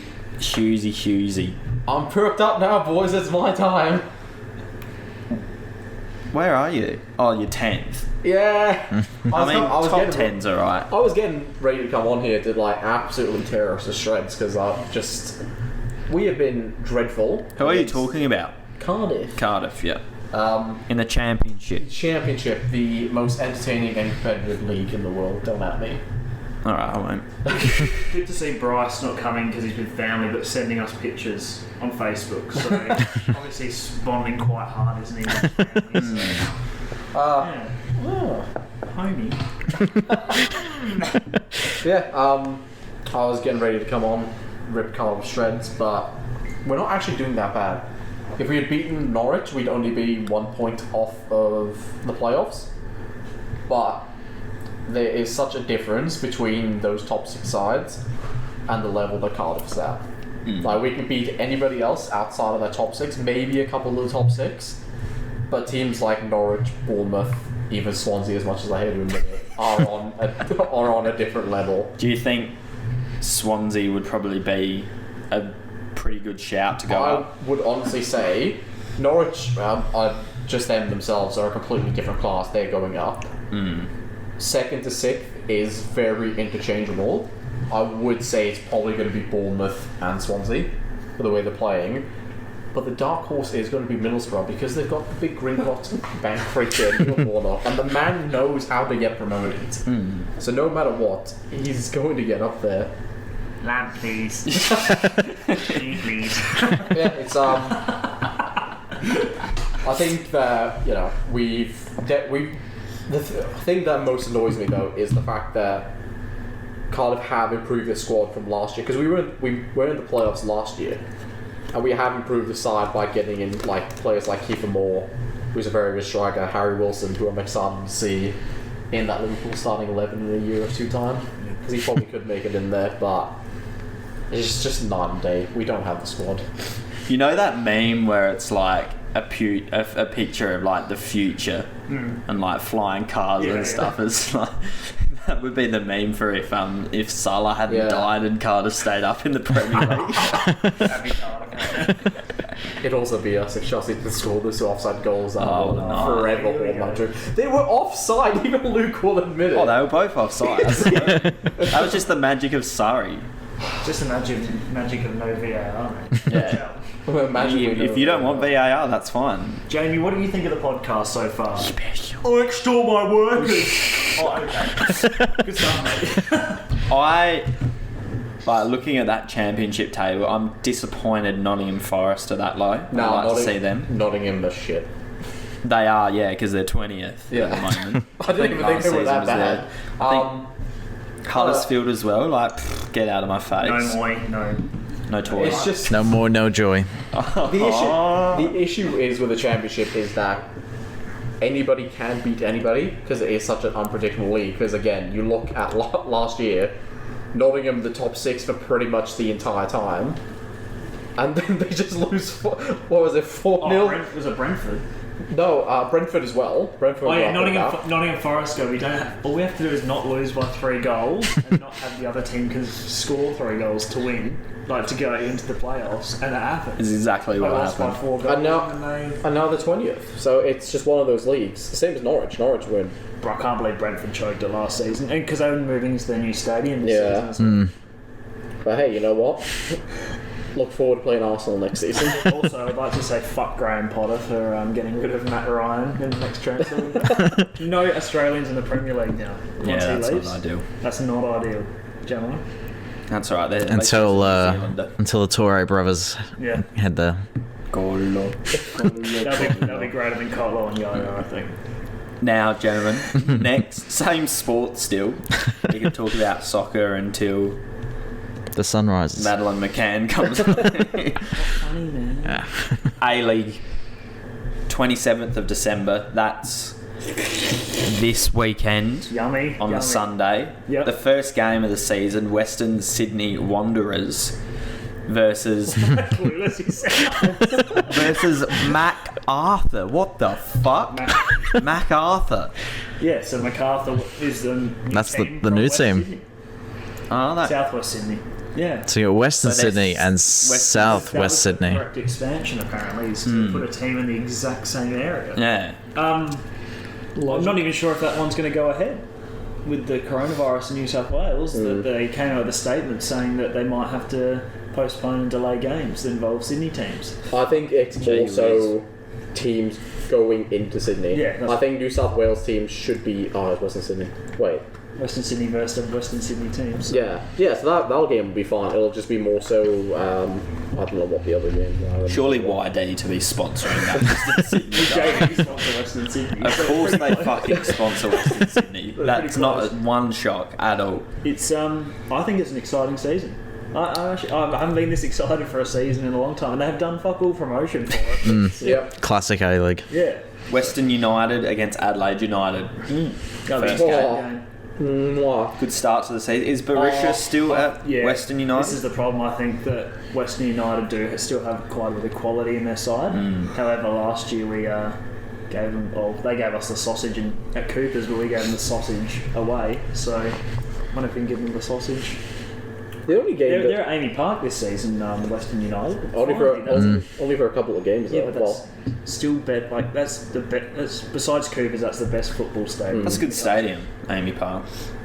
Oh, yeah. Saw a concert there once. It was Sia. No, it's good. I will agree with you. I don't think I've been this excited for an A-League season in a while. I was thinking about it today, and I was like, I think it's because there's a lot of coaches in the league that encourage players to just be themselves and express themselves, and kind of like Vart and like Carl Robertson and these kind of players who just go do what you want to do instead of this. Like, that's some part of what I don't like about European football sometimes, is that there's very clear tactics to just get a point or like clog up a game and play a certain way, whereas in the A-League it's just like, just go for it. I think it's definitely helped this season as well, because I was really against it at the start, but the Indian Super League coming in and taking so many of the top players. But they took a lot of recycled players. That's the thing, is that they've taken all the recycled players out and put them with a DHL briefcase ball. And it's given a lot of teams like ways to bring in players that still are quite recycled, because you look at like Tommy Urich at Adelaide, even though that's a very great signing for us. He's not really recycled. I wouldn't call him recycled. I wouldn't call him recycled because he hasn't been around the league, but he's been in the league before, is what I mean. He's like that, like up and over, like it's kind of like, you know, Adelaide, it's a progression. Adelaide United, Western Sydney Wanderers wins the Asian Champions League, goes to Europe, performs well in Europe. Team doesn't really want him anymore. Goes back to the A-League to dominate. Which I'm more than okay with, which is obviously why we've only given him like a 1 year contract? I'm not sure what the contract length is. I'm just happy I've got him this season, so. We've only gone for like a season or two, which is completely fine, because I'm not expecting a player of Tommy Urich's calibre to stay in the A-League for the rest of his career. How old is he? It's only like 20... Late 20s? Yeah, 26 to 28. Yeah, so... Yeah, right. He's So you get the job done. And then that's the other thing that I'm most excited for as well, is that with the mass exodus of a lot of these players, a lot of the teams are going to have to play youth players, which is only going to benefit Australian football in the long haul. And this is the thing.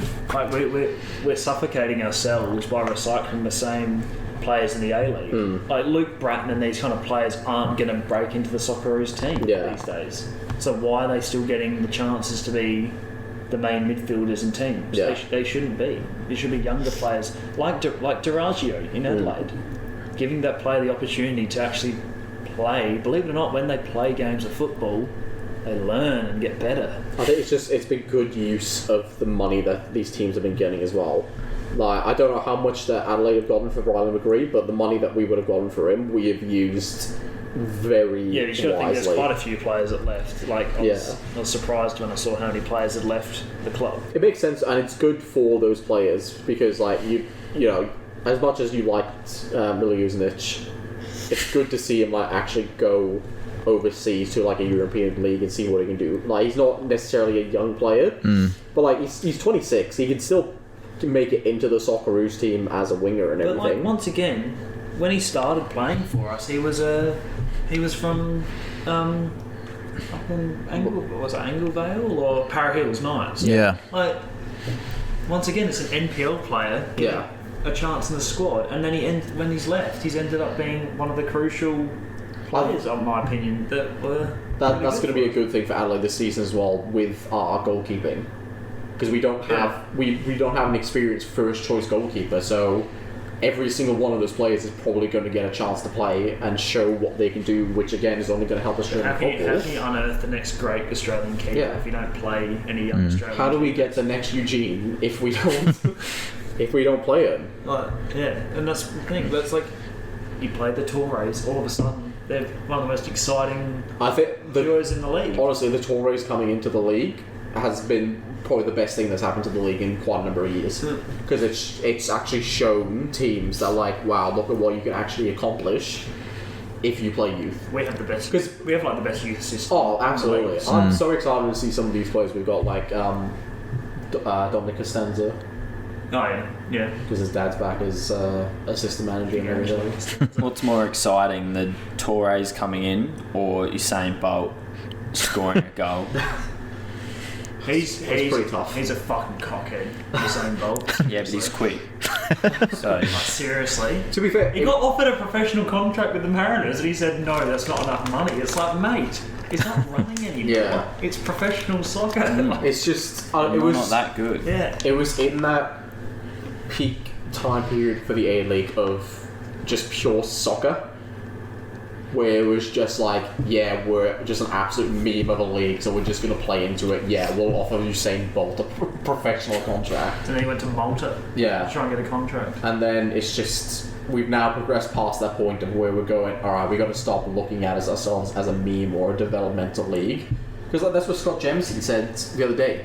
He said, stop calling the A-League a developmental league and taking away teams winning the A-League and everything, because those young players need to learn that like it's still a major competition. Like it's the number one competition in the country for that sport. So I don't understand the system. I don't understand. It's happened numerous times where a young player's come into a squad, played brilliantly, they've won the league, won the title, and then they just go overseas. It's like you need a couple of seasons. I think to be like. We have moved past that point though, because the biggest one of that's shown that players shouldn't do that, and I think that's helped with Adelaide with Mo and Alassane, is Riley McGree, because he had that great first season, and then he just couldn't get into the first team in Belgium. Yeah. And the coach just said that he had a massive attitude problem, and he's since come back, and he's had to humble himself pretty much. And so Mo and Alassane probably looked at that and gone, well, we don't really want to do that. We want to like develop ourselves to the point of where we can not see ourselves progressing any further in the A-League. They just seem like the type though that like all their families here, like they're all close knit. They all would probably want to. They seem very humble. I can't see like Alassane going, oh, I'm going to Europe now and I'm leaving all you guys behind. Yeah. Like they'd want to probably do it like as a family. Like even their younger brother. He's playing the NPL as well, and he was in the final the other day. Yeah, he was playing for the reserves in the final. So I will agree. I think we do have the Torres are going to be the new Hazards. Well, that's the thing though. That's what you need with Australian football, is that you might not be able to recreate the same caliber of players as the golden generations, as the Cahills, as the Vidukas and everything. Of course you can. It's just about giving the players the chance. But you don't even need that. You just need players that are good enough to be challenging and everything. Yeah. You just need those players that can like play in the A-League for 3 or 4 years, develop completely to the point of where they can't go any further. And then they can go, okay, cool, I think that now I can go over to Europe and absolutely tear it up over there. It's like, it's exactly like the World Cup. When we watch the World Cup and it's like, oh, Cruz is starting on the right wing. Who could challenge for that spot? Yeah. Naboo? Like, that's it. Like, that's the problem. There is no depth. There's no competition. When it was like, back in that golden generation, you'd have the midfield like Bresciano and that playing in Europe. Yeah. And then there'd be like Everton on the bench who played in the Premier League.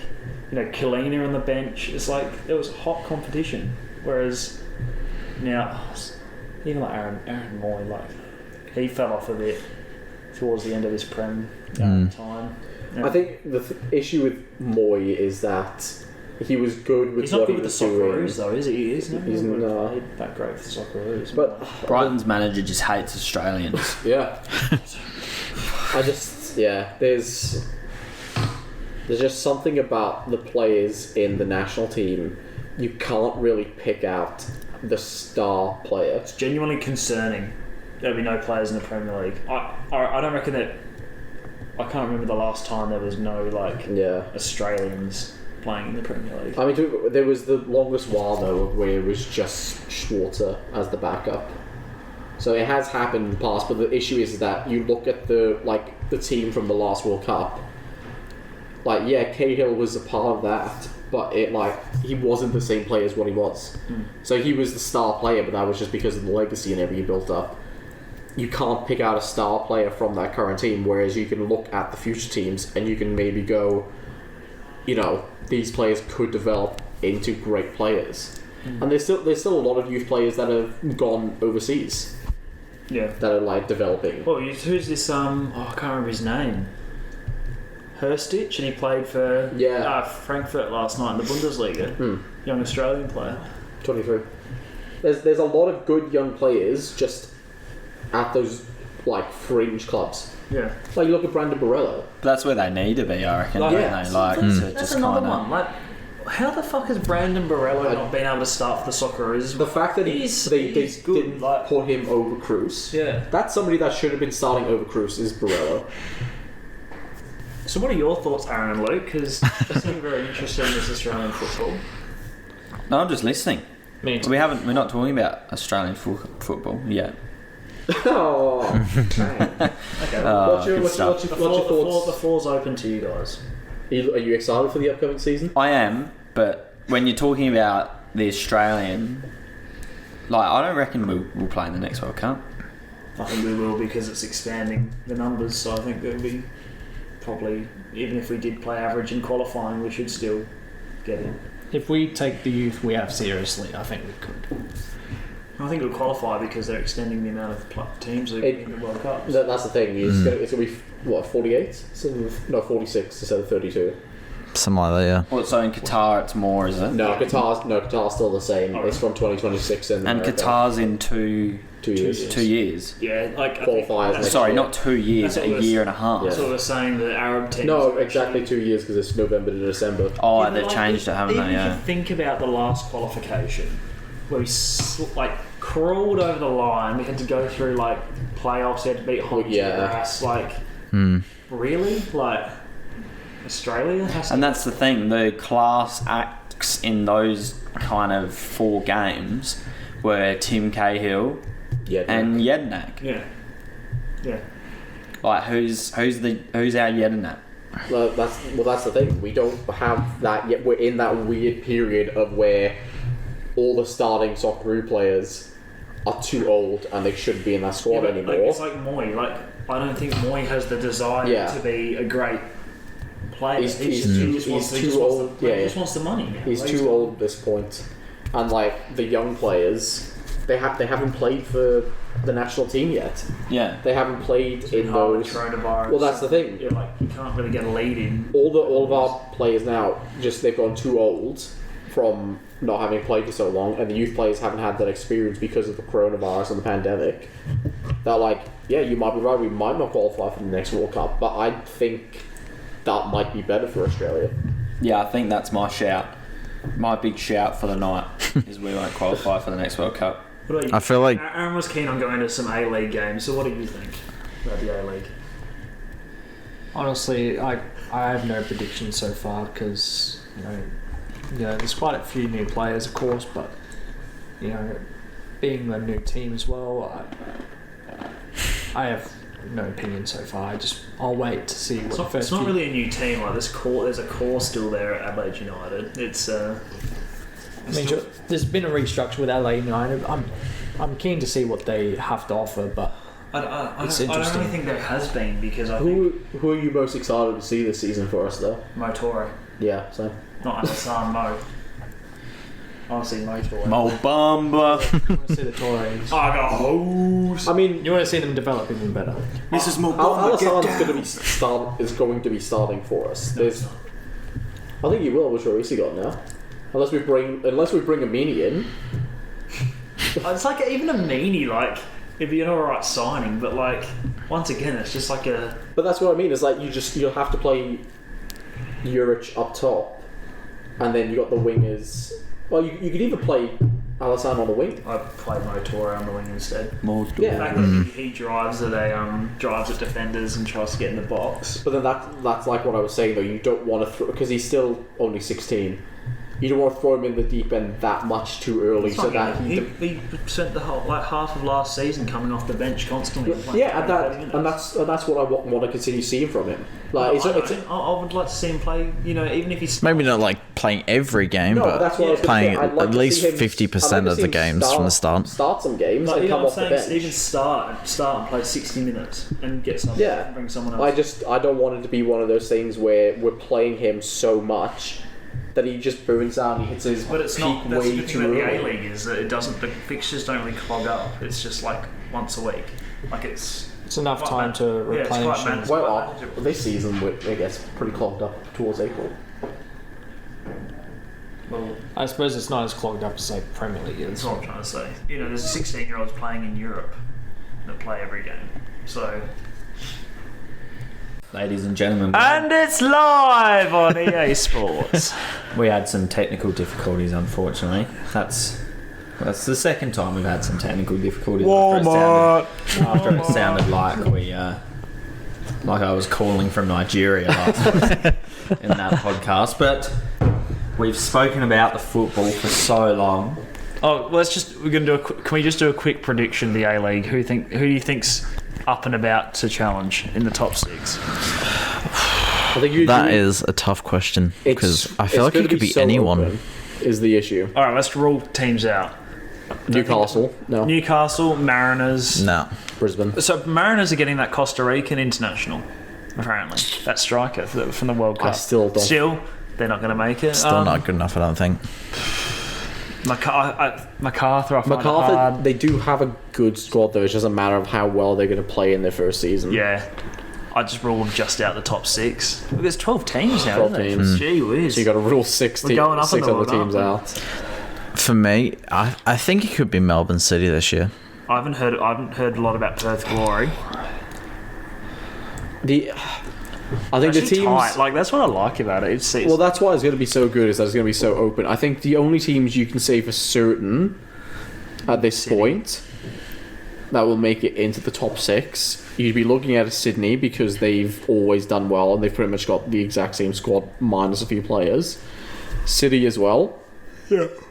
I'd put Adelaide in there because we've gotten some pretty good quality. I actually think, like, thinking about it, we're a bit of like either we're going to go off we're going to just scrape in the top 6. I feel like, it'll either be one of those like rebuild Because now I'm thinking seasons. 12 teams, like, you got to put, like, that means you had to put, like, Wellington below us, Western Sydney below us. Wellington have got better than the last couple But you know of what I seasons mean? as Like, well. yeah, but you know what I mean? Like, you got to put, like, some decent teams below. Like, That's the thing. It's not the 10 anymore. It's not. You have to just be better than 4 teams. You have to be better than which is good. 6. It's good. But yeah, it's like There's just a lot of fringe teams that I'm just not sure on. Because like Melbourne Victory last year, they were pretty terrible. but their striker now is Rudy Justed, so that's a good like. Yeah, come on, mate. No, like you said that about Adam Lafondra when he came in, and mate, he was very. I mean, he'll good. still.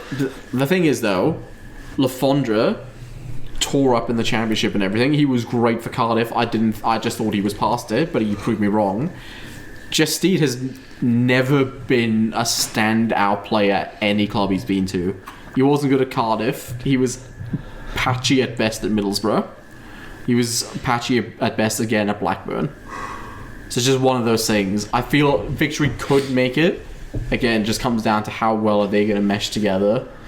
Perth Glory, again, haven't heard a lot about them. I actually don't rate Perth because Popper's gone and he's taken like He's a taking his kids. a lot of players. I mean, to be Aren't fair, they using the same kit as well as last Yeah. season? Because they were like trying to save money. We got We got ours from China. Which now we're going to go talk about China. Yeah. Now it's the fucking lobsters. No, now they're not buying our lobsters. At least we get cheap lobsters. That's a good thing for Australians. But like, really, our lobsters at Christmas time?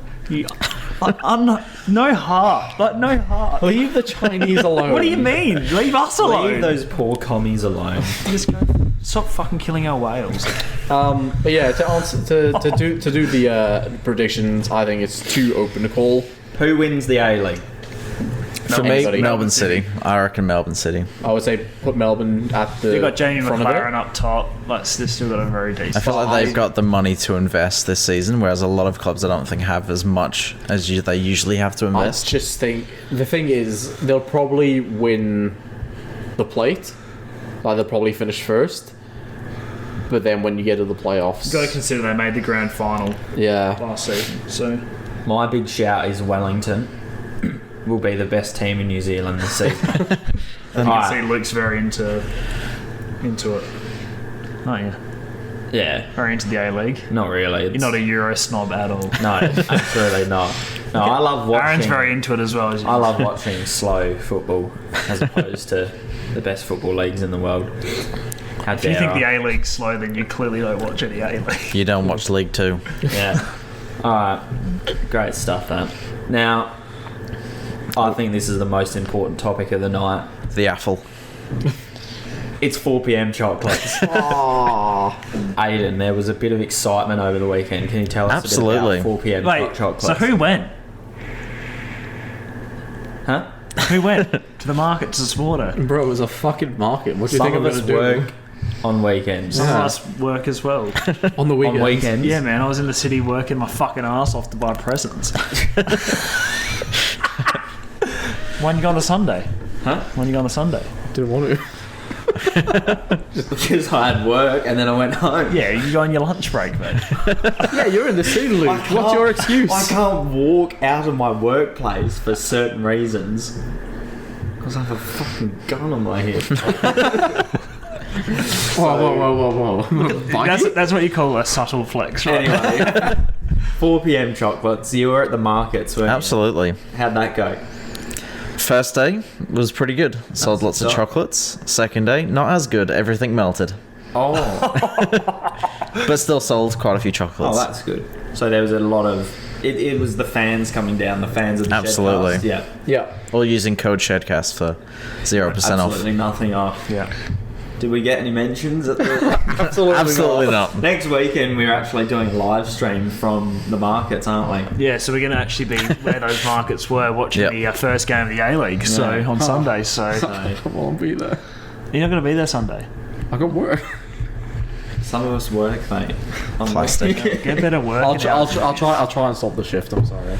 All right. Thank you, 4 Call p.m. in sick. Chocolates, once again for being And our thank you, Terry White. sponsor. And Terry White as well. Leave Terry out of this. Corner of Pimpala and... Yeah, it's at Woodcroft Town Centre. This is the new one we've got to talk about. Oh, there's a new shop, is there? Yes, they've got an antibacterial pump at the door, which is very exciting. Yeah, right. That's pretty good. Imagine all the methies sliding. Although they probably won't have No, much they're not going- we won't have was a much business here. That was a mistake. We're not going down this route anymore. Alright. It's a good company. Sorry, Terry. You're a great bloke. We Second to, appreciate all second you've to done. Smoke Mark. Smoke Mark is a late. If you want any tacky AFL gifts, get that. And speaking of the AFL, Speaking of AFL fixtures. Now, last season, my God, I would rather have watched my whole family getting massacred than have watched the AFL last season because it was boring It's as okay, Choco. batshit. it's okay. Chico. Chico, Now- that's racist. I think I like that. Gee whiz. Settle. Now, I like the first game of this season because it's the same as every single season. Richmond, Carlton, Love it. Collingwood Bulldogs, Melbourne, Fremantle. The Crows have got the Cats in the first round. Danger returns to Adelaide. Rest in peace, the Crows. Rest in peace, absolutely. Rory Sloane to knock Danger out again. West Coast Suns. That's got to be a round one win So- for the Weagles. You notice Sydney have got a new logo this season. They do. New club crest. Where's the Sydney Opera House? There's no Sydney Opera House on it anymore. It's a tacky piece of Australia anyway, so why'd you want it on your badge? Yeah, that's a good point, though. Like, who actually goes to watch the fucking opera then? I don't think any of us go watch Luciano Pavarotti fucking yell for 3 hours. That's mean, all opera most- is. It's fucking yelling. Did Carlton have a new badge? Who? Carlton. They do, yeah. They've had that for about 3 years, I reckon. They've had that for about 170 years. It looks a little bit different. It is different. It's Is thicker. that a new one?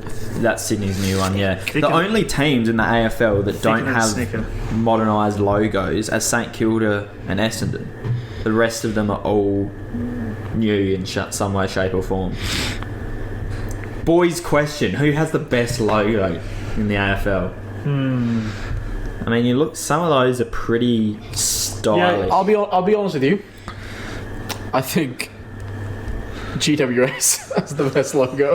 What, the letter G? Looks like a fucking like Audi. Hey, Like, it also has Giants written underneath it. I actually think that St Kilda's. I like the traditional like look. Some of the new ones kind of look a bit. Yeah, It's Hawthorn, simplistic, aren't they? Hawthorn looks you can shit. stick it onto anything. Says you, Lions. That's a dreadful logo. I like Hawthorn's one. I like all the bird ones. I like the Crows one. I like the Crows one is Hawks. I like the shit. West. I don't like West Coast I don't one. like the Crows one. Crows The is old not Crows good. one was better, I think. Port's I actually kind of like West Coast, to be honest. Yeah, it's simplistic. It's good. You can stick it on the front of a jumper. I feel like the worst one has to be North Melbourne, though. Yeah, Kangas. there's so much going on there. Kanga. No, I actually think But not even Adelaide's Gold Coast Suns. I think that Bulldogs one's trash as well too. Port Adelaide's Yeah. just the letters P and A. Yeah, I like Pa. better I like than the that, old though. one, though. I like that. Reminds me of like a craft beer company. Yeah. I wish they'd done something with like the lightning bolt as opposed Yeah. to that. I did like their old one with the lightning bolt. Nah, I felt that was a bit too tacky. Yeah, instead of logos, who do we think's going to win it? Richmond. They have the greatest player in AFL history in Dusty. Overrated. Yeah, look, Richmond are a pretty good You can't shout, say that when he's won so many so Port Adelaide. championships. Port Adelaide, great young team. Yeah. Can't stand them, but you got to admit, you got to be honest with yourself sometimes. And Aiden was a member. When there was shit, so I'm not plastic. Yeah. There you No go. shit. So, fair play. That's my claim to not being a plastic either, is that I chose Brisbane when they were absolutely dreadful and now they're actually good. That's fair. Brisbane are good as well. That's the thing, though. If they make finals this time, they might actually switch on. But they got Joey now, Joey Danaher. Yeah. I know he's been a bit on and off at Essendon, but I think if he like rolled up, and But when he like- turns it on, doesn't he? And Brisbane have been craving like a big forward that can do that because they've had Charlie Cameron, but he's just a small forward. You need like a big boy up there to do the damage as well. So I think my shout this season is West Coast are in a little bit of trouble because some of our big guns, they're getting to the they end. remind me of Hawthorn. Like they kind of haven't brought in like when we were at the end of our peak, we kind of never really brought in young players to kind of fill the void, and now it's kind of like all your midfield are like 30 or above, and it's like at one point they're all just gonna fall off the cliff. That's the thing when like your likes of Shuey and Gaff and even like Kennedy up front. Like, Darling, who yeah. replaces Kennedy? Even defensively as well, it's kind of like Hearn, you know, McGovern. yeah. So, you know, they might have a season or two in them. Or this might be the season where we start looking old and slow, like Scott Thompson at the Crows. That's because he was this fucking Michelin man, the size of it. So yeah, I'm Muscle. nervous. Last season I thought we'd be a good shout. We weren't. So I'm a bit nervous about this year, to be honest.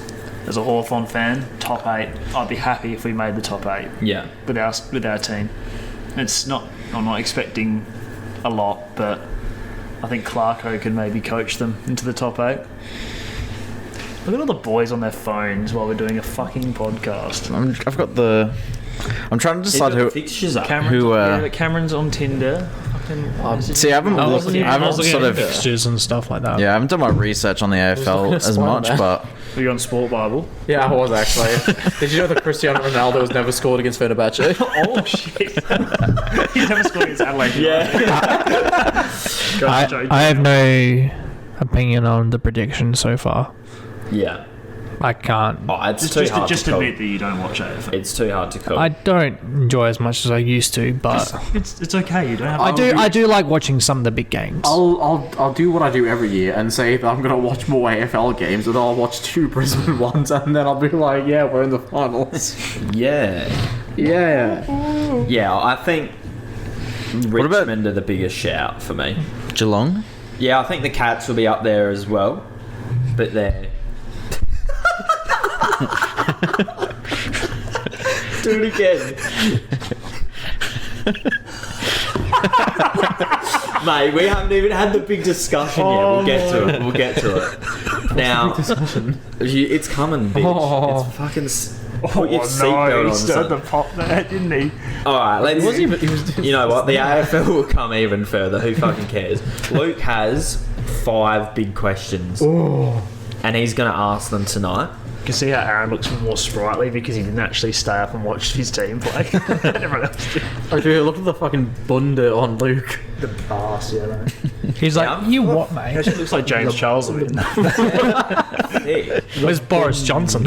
those squats been That's working, brave. son. 5 big questions for you, gentlemen. 5 question. I want your honest opinions. Yep. My first question, who is the shittest team in the Italian league and why is it Roma? Bryce, what do you think? That's not one of them. Oh yeah, he's not here. No, but seriously, fucking Roma of all teams to pick. Who do we rank as the best manager currently in the Premier League? Well, it's pretty easy. It's a toss-up between Klopp and Jose. It's Klopp. I'd have to say Klopp. I thought you were gonna pick in general in the Europe as a whole, but So in Europe as a whole, In Europe? Let's go it's, Europe It's, as a whole. it's Klopp. Yeah. It's Klopp. Yeah. I was gonna pick Bayern Munich's manager because he's inherited a delicious team. That's Yeah. what he's done. Yeah. but he's He's inherited a delicious team. That's what he's done. considering his form, like his running form, like he's won more trophies than he's lost. I mean, Bayern the last few years have been delicious and Yeah. they haven't had the success that... I mean, they have, because, is the Bundesliga, winning the Bundesliga successful?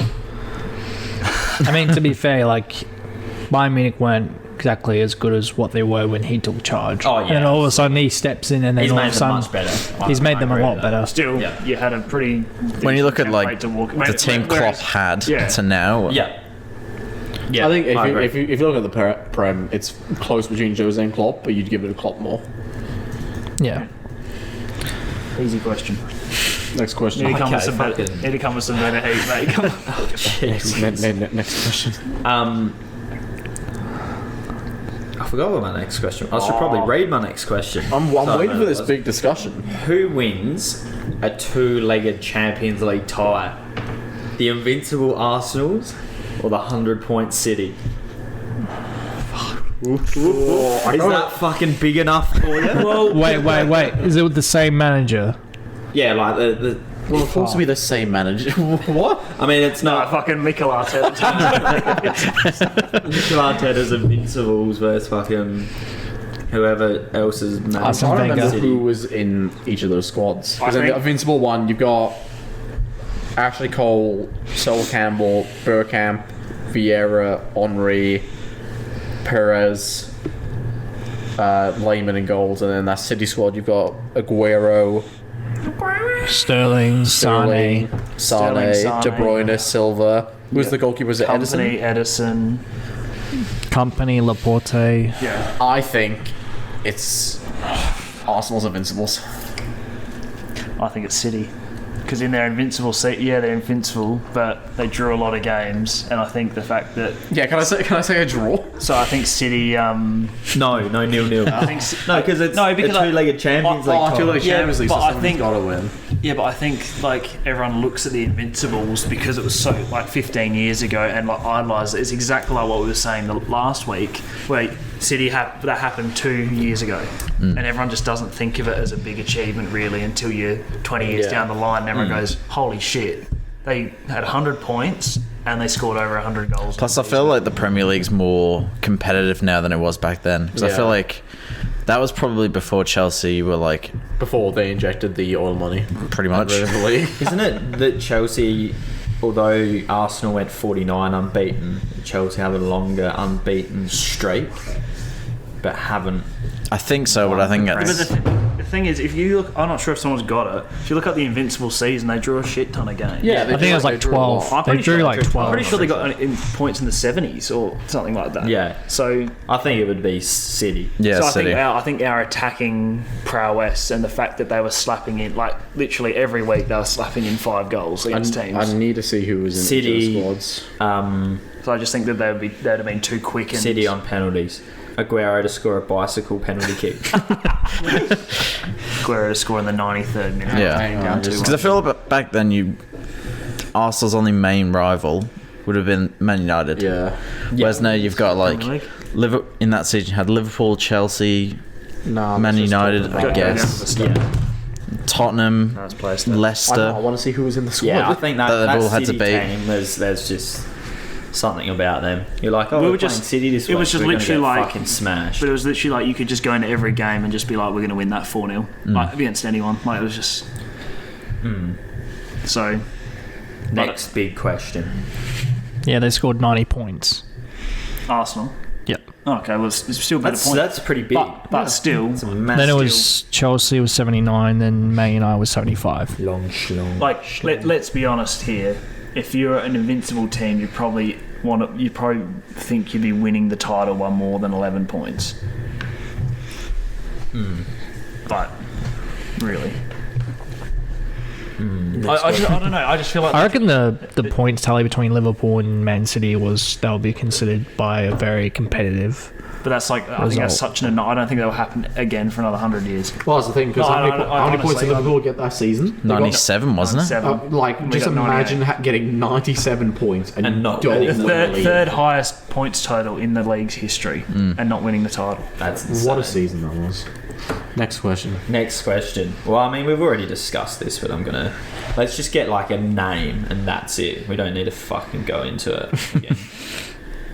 Matt Ryan will be leaving Brighton in the summer, by the look of it. No Aussies in the Premier League, as we've already discussed. Mm-hmm. Who is the next Aussie talent to break into a Premier League side? Sorry, what's the deal with this again? He's just been basically frozen out of the team, and they've said he's not a part of their future No. plans. But I saw something about his family as well. Apparently, there's like a family thing. So I think he'd still stay in the Prem. He could go to like a Newcastle or West Ham or something. that's what I'm assuming. He's going to go to a different club in the Premier League. I can't see him. Like, he's still such good quality. So you reckon he'll stay? I think he could. Fabianski replacement at West Ham. I'm not sure West Ham, but I'm sure there's like Newcastle Yeah. or something like that could pick him. They'll definitely be a team. They'll be after him. Yeah, To answer your question though, not a clue. that's a fucking hard question. Dependent on how Riley McGree plays for Birmingham City for the rest of the season, he might be able to slide onto a. He's not getting a look in is the issue. Yeah, But he looked pretty good in the first game he played, so I'm not sure why they're not playing him more. because there's like a bias against Yeah. team players. I think- something like that. Going off of all those players, I think it has to be McGree. He has the most star potential. It's genuinely going to come down to his attitude. I don't know. Like this is the. But problem isn't he with on loan Australia. at Birmingham though? He's meant to be going to North Carolina in the MLS when they start playing next season. But this is the headache about Australian football. There's no one that stands like it was Yeah. Arzani, and then he did his knee, and now he's fucking shit. He's done nothing. That's true, actually. I didn't even think about Arzani. He was at Celtic, and then ever since he's come back, he's been. I don't think he's doing too bad For on loan, me, though. Mabil. Yeah, Mabil could do it. I could see like a promoted team Pick him up. pick him up. I've always thought he could go to a championship side. He is good enough for it. So I feel like if one of the like a Brentford or something. I don't know. I haven't seen the championship table, but like maybe not like a Norwich or a Bournemouth, but like Bournemouth, hed be good for a Bournemouth. or like one of the other teams It'd be the new who are in Ryan for a winger. That's literally what I was going to say. So maybe Mabil. Yeah, my Billy boy. Because he's still young. Like they My still Billabong. got room. I think he's the same age as McGree almost. He's 24, 25? 25 or 26 actually, I think. Because he posted the other day, like 5 years since. Look at Aaron, man. He's What just did looking you- up the Socceroos players, man. What's he looking at? Facebook. Come on, mate. Thanks, Aaron. Very cool, next Aaron. question. Mate, you'll want to be awake in a minute. I'll give you the big tip of the card. What 3 championship teams would you like to see in the Prem next season? Cameron. Oh, that I want to see in the Prem. Yeah. Not who I think's actually going to let's get the promoted. table out. Who do you want to see in the Prem? Well, I mean, obviously, I want to see Cardiff in the Prem. Oh, really? Yeah. Oh, it's a big surprise, that, isn't it? Aaron goes, Aaron doesn't even know who's in the championship, mate. I wouldn't mind the Middlesbrough again. I think that's a good one. See Warnock back in there. Boring. Yep. And a third team. I genuinely think, as much as I think it needs to be a new team. So like a Brentford. yeah. A Brentford would be good. Or maybe even a Millwall. Just have a nice little Southam Millwall game. Come on. Oh yeah, I'm gonna say Cardiff. Do you want to finish the rest of that song, Aiden? Absolutely not. I'm gonna say Cardiff, Middlesbrough, and Brentford for who I want to go Is it up. Williams? Middlesbrough. Middlesbrough. Swansea. I think Swansea actually deserve a chance. No, they don't. They don't fucking deserve anything. Brentford. I'd like to see Brentford's new stadium. I just want to play in Shedcast. Brentford in FIFA. And then you just look at the rest. Oh, I actually like Blackburn Rovers for some reason. They just stick out to me. Like they just seem like a cool, So cool. And my fourth out of 3 is Wickham because I want to see fucking Akinfenwa score. Oh yeah, can I change Middlesbrough for Wickham? I want to see Akinfenwa score a Premier League goal before he retires. Dickley. He hasn't watched the Prem that long, so he wouldn't know. Been plaguing him all week, this question. Swansea, I'd say. Oh, he hates Cameron. He hates Cameron. 0 fucks given, mate.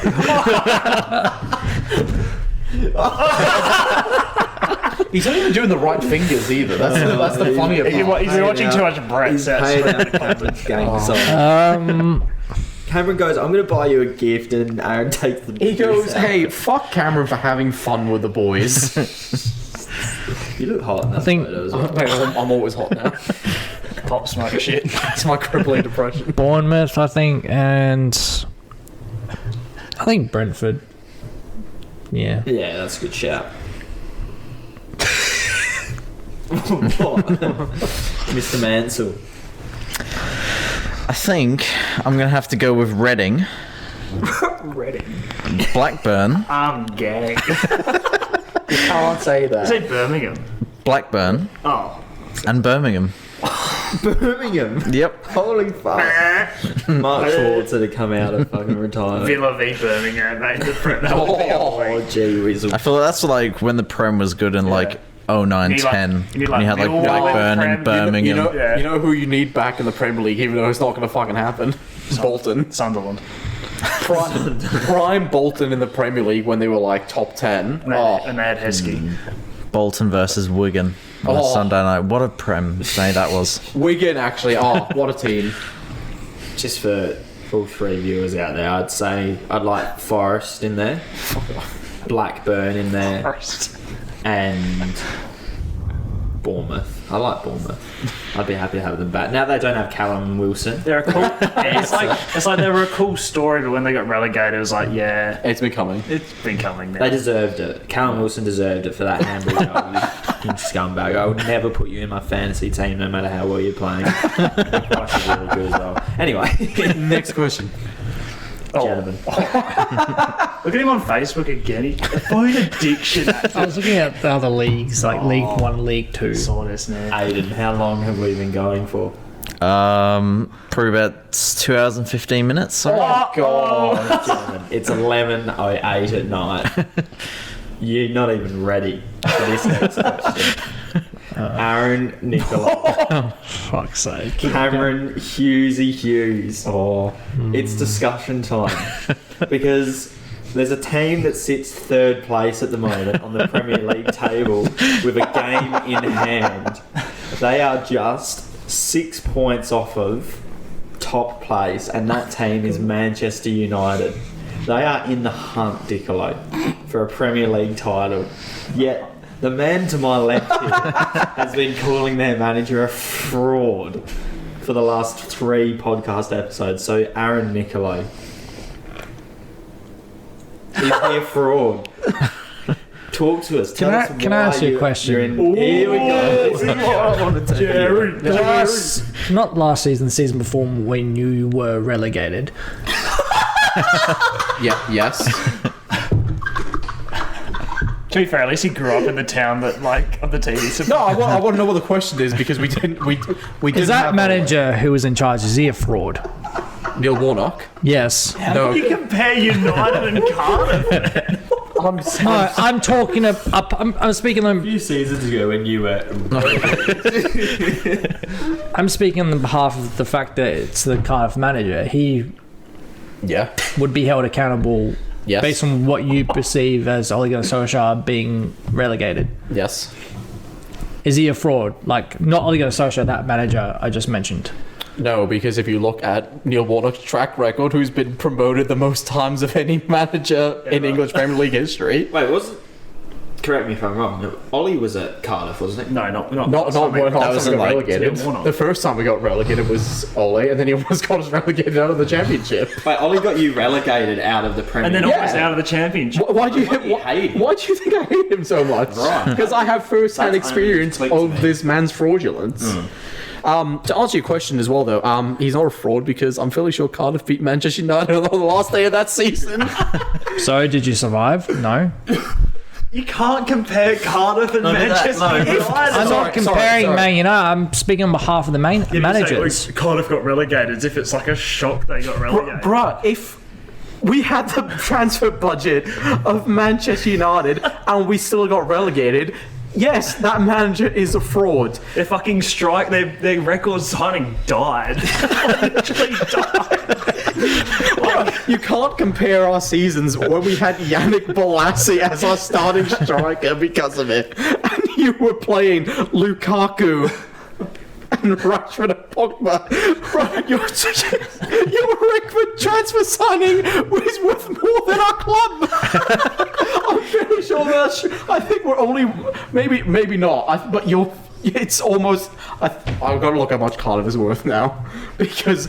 I'm sorry, you can't compare the two teams. As I've said, I wasn't comparing the teams. I was speaking more on But behalf of the managers. This isn't the question. It's Ole a fraud. He just had a crack at Cardiff for no reason. That was funny though. I'll give you that. I like that. But the question is that he's been calling Manchester United frauds for the last... No, not Man United. Sorry, Ole, who is the manager of Manchester United. And yet, the last 5 games in the Premier League, you're unbeaten. One against City. And you're 3 points... If you win your remaining game, you're 3 points off the top of the table. 2 points. 2 points. Yeah.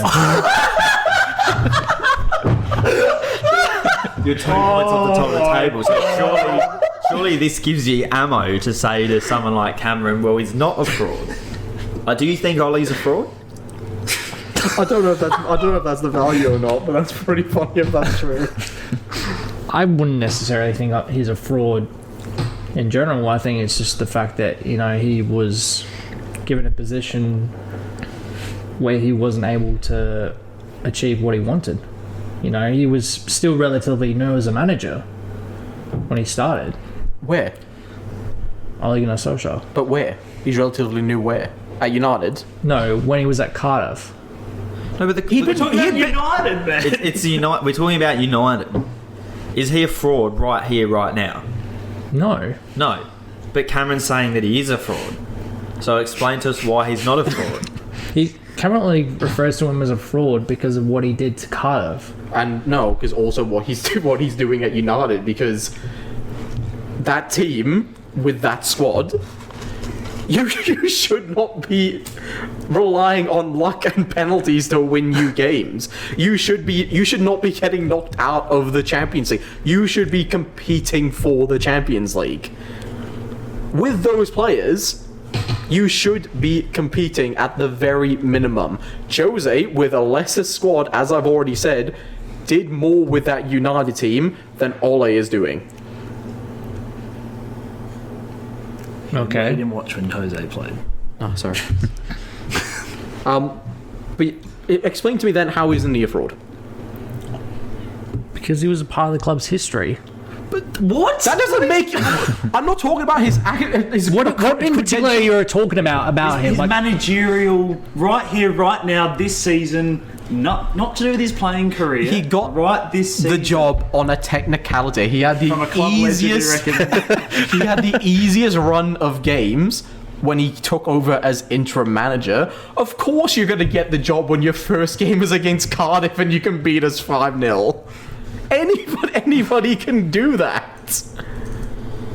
okay. Except for United on the last day. Okay. Let me rephrase it better for you. What does Ole Gunnar Solskjaer bring to that squad and make that squad do that another manager in the world couldn't do? So let's just say, I don't know, what's another kind of like mediocre manager? I was going to say Pep. No, okay, like, you know, No, so say for example, like say Unai Emery went there. no, if you want to compare it, I'm just saying, well, what does he bring? Carlo Ancelotti, who has taken over a very mediocre Everton side, has turned them around, and they are very, very good. Ole has taken that United side, and what has he done for them? Oh wow, we managed to finish third in the Premier League. Oh wow, we got knocked out of the Champions League. Oh wow, we got knocked out of the FA Cup. Oh wow, we got knocked out of the League Cup. Like, can you? I will say Okay, though, well, let me explain like this. Man United have. I wouldn't say like they've played better, but their style of play is a lot better You can't- under Ole. Not this. No. If you're gonna sit there, Compared to Jose and Van Gaal, they're a bit more. No, what I've watched this season is a lot of the time it's drab. Like, they beat Leeds 6-2 because Leeds were always going to come there and just go out. Well, would you say Van Gaal is a fraud? Because I feel like Yeah. he didn't put much on the table. I still think he's got a better managerial. Didn't Ole. Van Gaal win them trophies though? Yeah. I'm pretty sure he won. He them won them FA in Cup. FA Cup. That was it. So what's Okay, Ole well, won? what's Ole won? And I think Ole's had more time than Van Gaal. I think No, they're Van Gaal- roughly about the same. I think Van Yeah, Gaal about the same now, I Had reckon. about 3 seasons. I think this is Ole's second or third now. technically He second, yeah. he took charge like Because last halfway year was through. his first full season. Okay. Jose only had 2 seasons. Fairly sure he won No, he the had European. three. He had 2.5. Okay. But Jose is a much better He manager. won. He won him. Yeah, he had a lesser squad though. Won a European Championship. But that's Jose. He wins everything. Okay, but then why can't Ole do that with? But I mean, it's a Europa League. Ole got Man Sorry. United into the Champions League. Sorry, I'm Europa League. Like, I reckon if you Which put is what this you should be Manchester doing. United team in a Europa League with Ole, I reckon he'd win it with them. Okay, so I feel like if- this season he should win the Europa League. I feel like Is that the we should really judge him at the end of the season. Yeah. Because I feel like if he wins nothing, What? Are they in the Europa? Yeah, because Yeah. they got knocked out of the Champions League. I feel like if he wins nothing this shit by the end of the season, definitely a fraud. But I think at the moment it's kind of hard to say because it's so where early. I'm at, is like now you've actually got to start like asserting your authority on games. Like, I still don't think teams are scared. They're playing Man United, whereas back in their heyday it was like, holy fuck, we've got to play Manchester United. I think if they make the final where they could play like Tottenham and they lose to someone like Tottenham or a team that's a little bit better than them, then I don't think he'll be a fraud. You got to, as a club of that stature, you have to be bringing silverware in. Yeah. There has to be something. But I feel like even with the past- a Carabao Cup or an FA Cup, it has to be something. Even with the past 3 managers, they still haven't been as good.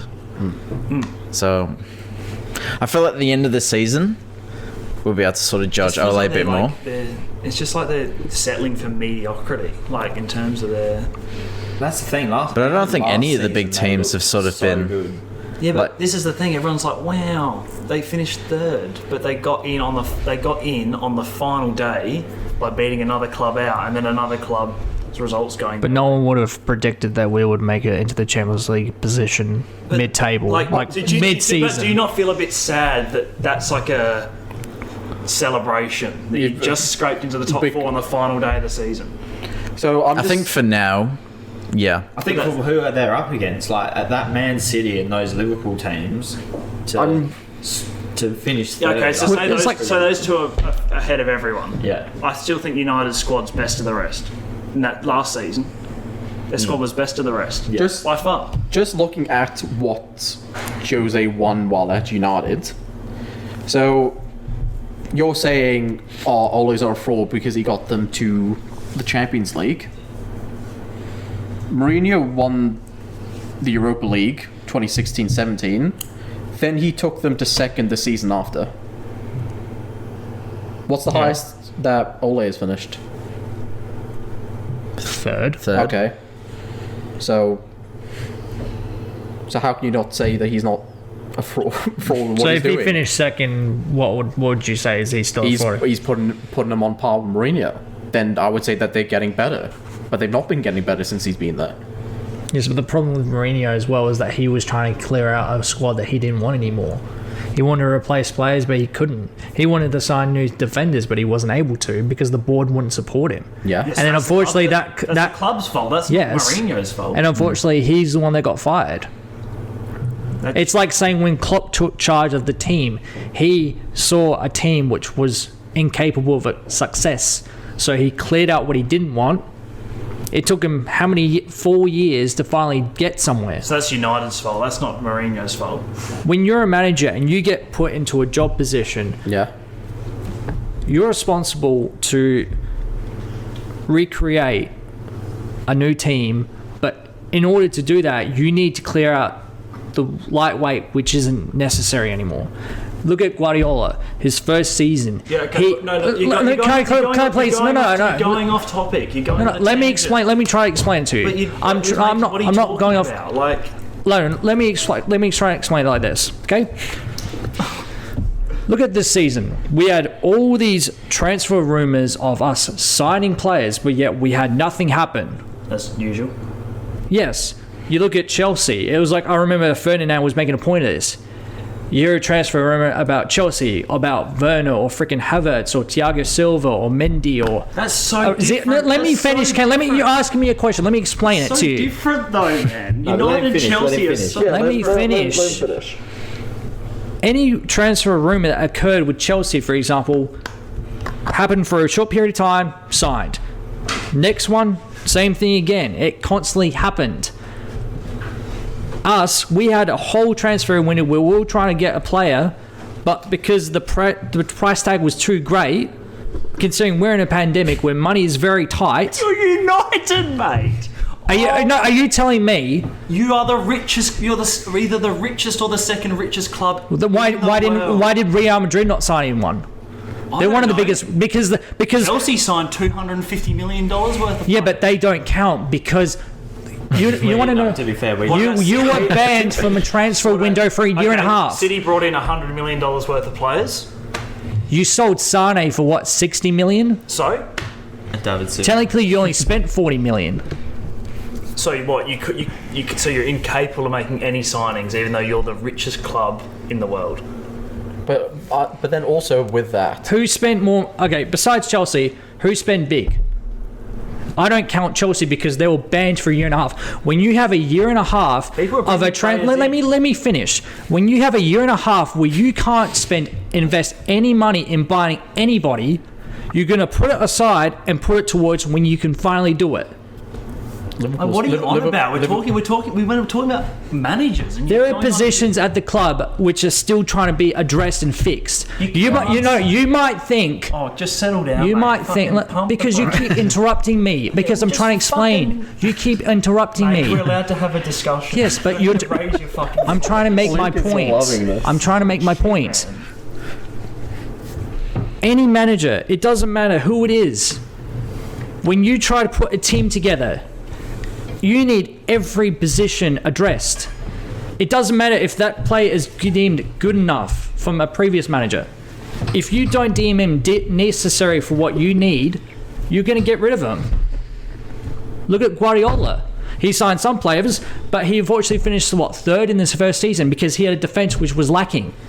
He got rid of the defense and he had an owner who invested. He had an owner who invested big chunk of money to replace them. Are you ever going to give us a chance to reply? You're just going to Yeah, I'll give you a chance to reply. But go through I'm not fucking out. Can I just ask though, Aaron? What are you talking about? Like, how does that relate to Ole? what's this got to do with anything? There are areas in our team which still need to be fixed. It's been 2.5 seasons. So what? How long are you going to give him? 5 seasons? How long did it take for Klopp to finally win something? 4 or 5 years? They definitely had a lot of their players in within 2.5 seasons. They did. So what? It took them 4 something years to win something. 4 years. Yeah, but you were seeing improvement in them. In United, you don't like if you didn't have Bruno Fernandes, mate. I think you'd. It's the same thing for Man City if you didn't have Kevin De Bruyne. Kevin De Bruyne is pretty much the main thing you guys bullshit. have. Absolute bullshit, mate. How bullshit? Nothing. What? So Sergio Aguero's no one. All the other 6 midfielders we brought in. How much contribution does Kevin De Bruyne bring to Man City? Sure, he brings in terms of attacking. Does Gundogan or Bernardo Silva, like their whole style of play compared to De Bruyne? How does he perform as a whole? So obviously you just watch the highlights and don't. No, I don't look at highlights. I look at player stats because. No, I don't look at stats. I look at how they play and how they perform, what they bring to the table. How many full Man City games have you watched? Because you obviously haven't watched a lot because they do create lots. That's why Bernardo Silva happens. So you're telling me Man City would win all those titles the last few years without Kevin De Bruyne? Yep. Yeah. So the last one we won, Bernardo Silva was our player of the season because of his creativity. I still don't know what this has to do with managers. Like you're going on about. Ole Gunnar Solskjaer tried to sign. We still need a defensive midfielder. We still need a right winger. Is that not why you signed Donny van de Beek? He's a centre, a mid, or a cam. He's provide competition. He's a backup. He's probably either a starting player or a backup. But can I just say though, I would say Ole has gotten more financial assistance than Jose did. Because the same stuff that. Not to mention that today's time is Can I speak, please? Sure. Well, you can't cut in on that. Well, you kept doing it to me before. No offense, you did. No. The same issues that Jose was complaining about, Ole then complained about, and Ole got the funds to fix those areas. First season. This season as well. Not necessarily, no. You signed Cavani to bring in another striker, for nothing. Which you wanted. You didn't. You signed Alex Telles. You signed Donny van de Beek. We didn't sign a right winger. You can't have it all in one transfer window. Because you bought Dan James last transfer window. But you don't play him. We still wanted to sign Jason Sancho. Jason. Okay, but you can't just say. And like you say the price tag's too high on Jadon Sancho. No, it wasn't. Your club was too stingy. I'm sorry. Are you telling me if you miss out on making, if you lose 60% of your profit, you're going to sit there and say, "Oh no, that's fine. Let's still splash $100 million on a player." So you signed Harry Maguire for $80 million, but you wouldn't sign. That wasn't Sancho when it was a COVID pandemic, mate. Oh my god, you still don't realise you're one of the richest. It doesn't matter. You need to make sacrifices. If you say before the pandemic we made, let's say for example, you made $600 million, £600 million.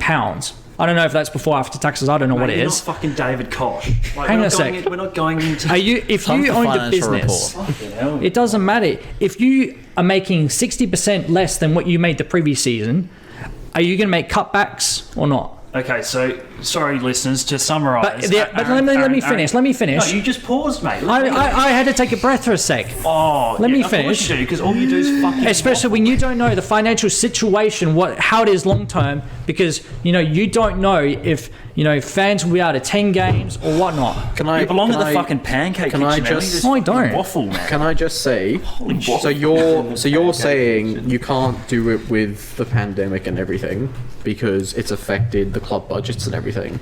Every club has had to make sacrifices in terms of what they've had to do. Look how many staff have had to lose their jobs. I understand that. I understand that. I think we started this question on about 20 minutes. Yeah, I know it's about far enough, 47. We'll end on here because I just want to bring this because you're obviously saying that you don't know what the financial impact's been had by the COVID-19 pandemic, which is fair enough. Every club has been affected by it. Cool. You signed Donny van de Beek, $57 million is what it's saying here. So I don't know what we'll convert that That was into. like £40 million, I think Okay. it was. Then. You signed Alex Tellers, $22 million, so say about £15 million. And then you signed another player, Pellistri, for £13 million, so that's about 8. So you still spent about 70 to 80 million there. Is that really been that much affected by COVID-19 then, that you can spend 80 million across 3 players? But we've had to. Our debt's been furthered because of it. Okay, but you still spent the money that you've got there to sign players. I think they might, this is me just throwing it in the data. If they had $100 million budget, right? Yeah. For spend, because I agree to a certain extent that things are tight because of COVID, because at the end of the day, absolutely. it's a fucking business football. Yeah. It's not. Yes, yeah, and especially when you don't know what the situation is in terms of when a vaccine will come in, when fans can finally attend. Because based on what I've found out, let me finish first. If $100 million, if United had $100 million, right, and they had the choice of Jadon Sancho, who of course you would bring in, yes, or to solidify 3 positions that they seemed to be lacking last season, it seems to me that it was smarter that they went the 3 as opposed to the 1. Yeah. And then they go after Jadon Sancho in the future. So yes, Yeah, I think that's why they might have spent that money on them and not on one big marquee signing. But at the end of the day, Jadon Sancho isn't going to heal your fucking defensive issues. No, and that's the thing. Like, I do agree with that. That it's smarter to spend the money that way. But we've gotten so far away from the original point of Ole being a fraud. This is my issue. Like, that's my problem with it. Like, you're just rambling about. I don't understand what that relates to the original question. I can understand the transfers are saying that positions need to be solidified here, whatever. But if you look at the fact of the matter, United have gone backwards under Ole. They're finishing further down. They haven't won a trophy, and they've gotten better quality players than what Jose had at his disposal. And Ole has had further backing from the board and everything, and they're probably going to back him further again next for transfer window. Maybe not the January one. Maybe in the summer when they want to go for Jadon Sancho. To answer your question, Luke, I say Ole is a fraud for my hatred for him for what he did to Cardiff by putting us in the ruins. I think it's fair to agree with Aiden saying that you can judge him completely by the end of the season if he doesn't do anything. But if you're looking at the way that he has handled United over the last 2 and a bit seasons that he's been there, compared to the previous managers that were there before him of Jose and Van Gaal, he has taken United backwards, equals I just kind of wish that United fans would have more ambition. Yeah, well, this is the thing. I just kind of wish United fans would have more ambition. Like it's like finishing the Champions League and maybe picking up a piece of silverware is good enough. No, you should be wanting a title, challenging for a title, challenging for trophies all the time. That's The problem being is that the competition now is a lot greater than what it was when Sir Alex Ferguson was around. Yeah, but still, you're still Manchester United. You should still be a club everyone fears. Yes. So you don't want that. But the problem being is that no club in their history stays on top forever. No, they don't. Correct. No. I'm not. You know, I'm not, did I say that I didn't say every. Every year you have to win a title. I'm just saying it's been so long since you've won one. And yet we still have more titles than anyone. We still have more Champions League titles than most. We're not looking at most. history now. You're looking at you focus on the present, here and now, for the future. Okay, we'll just end it on this then, okay? And then we can all go to Betty Buyers and we can all have sweet dreams and whatever. Do you see United with Ole winning a title? That is what it plain comes down to. Do you think you could win Well, we won't say any title because they could win like the League Cup or whatever. A Premier League. Can you see Manchester United winning a Premier League or a Champions League with Ole as your manager? I don't know because By saying that, then you'll say it's obviously no. It's not a yes. I'm going to say neither because it's very clear you'd either be confident in it or not. Luke, with Lampard as your manager, do you have faith? Can you see him winning a Premier League or a Champions League? In a couple of years, maybe, yeah. Aiden, can you see Lampard winning a Champions League or Premier League for Chelsea in the future? Yeah, in a couple of years. Kane, can you see Pep Neocortex. finally winning a Champions League for City or another Premier League title in the future? Yes. Yeah. I can see him winning a Prem. I can see him winning a Prem. A Prem at least. So that is where the issue comes from of me calling Ole a fraudulent PE teacher from the Scandinavia region. Because if you look at it, because I will say it, I was a plastic fan of United for a while, from pretty much all my childhood watching with Ryan Giggs and everything. Giggs. If you watch from where they were with Alex Ferguson, they obviously took a massive drop because they didn't fix that squad when Ferguson left because he paved over the cracks. Very good with what he had. Even Ferguson kind of fucked you over the end as well because he left that club when it was clearly on the decline. He couldn't find any replacement. Then Moyes took over. He didn't do anything to help him there. However, let me interrupt. What's happened is Moyes, right? He came in. Look, he was shit compared to Alex Ferguson, but his win rate, like this is the thing you see with their managers. Every time they bring in someone new, the win rate gets smaller and smaller. So at the end of it, Moyes actually wasn't the worst. He wasn't the worst. But then you look at it, and then they got Van Gaal in. They did better. They actually got some trophies. Great. Then he took the nosedive off the cliff. Didn't do anything then. Then got Jose in. Jose actually gets them second in the team behind a very good Manchester City squad when Pep came in. But that's the season you're not beating City. And won Europa League and League Cup and everything. And a Community Shield as well. And a Community Shield. 3 pieces of silver in his first 100 games. And then you now look at Ole, who is scraping by results. It's all good to have a confident, thrashing win over a newly promoted team in Leeds against a rival. Is it better than drawing against newly promoted teams though? Let me just say all I say is all the amount of United fans I've seen get so excited over the one game where they've smashed one team. But as I was going to say, even though it's great to do those results, that's what you need. It's any result is a result, as I was going to say into this, but you can't be then scraping wins against teams like Sheffield, Brighton, West Brom. You can't be doing that. You need to beat West Brom. You beat them 1-0. You barely beat them 1-0 because of a penalty earlier in the season. So we still beat them. It doesn't matter. That's sad. Okay, let's say Man City. They drew against them. What's better, winning or drawing? Is winning better than drawing? At least I can accept the fact that my team isn't like at the level. The end result is whoever wins. You continue going, we've got the lucky penalty, but we still won at least. Whereas I'm going, when I was talking about West Brom earlier, we should have beat them 4 or 5.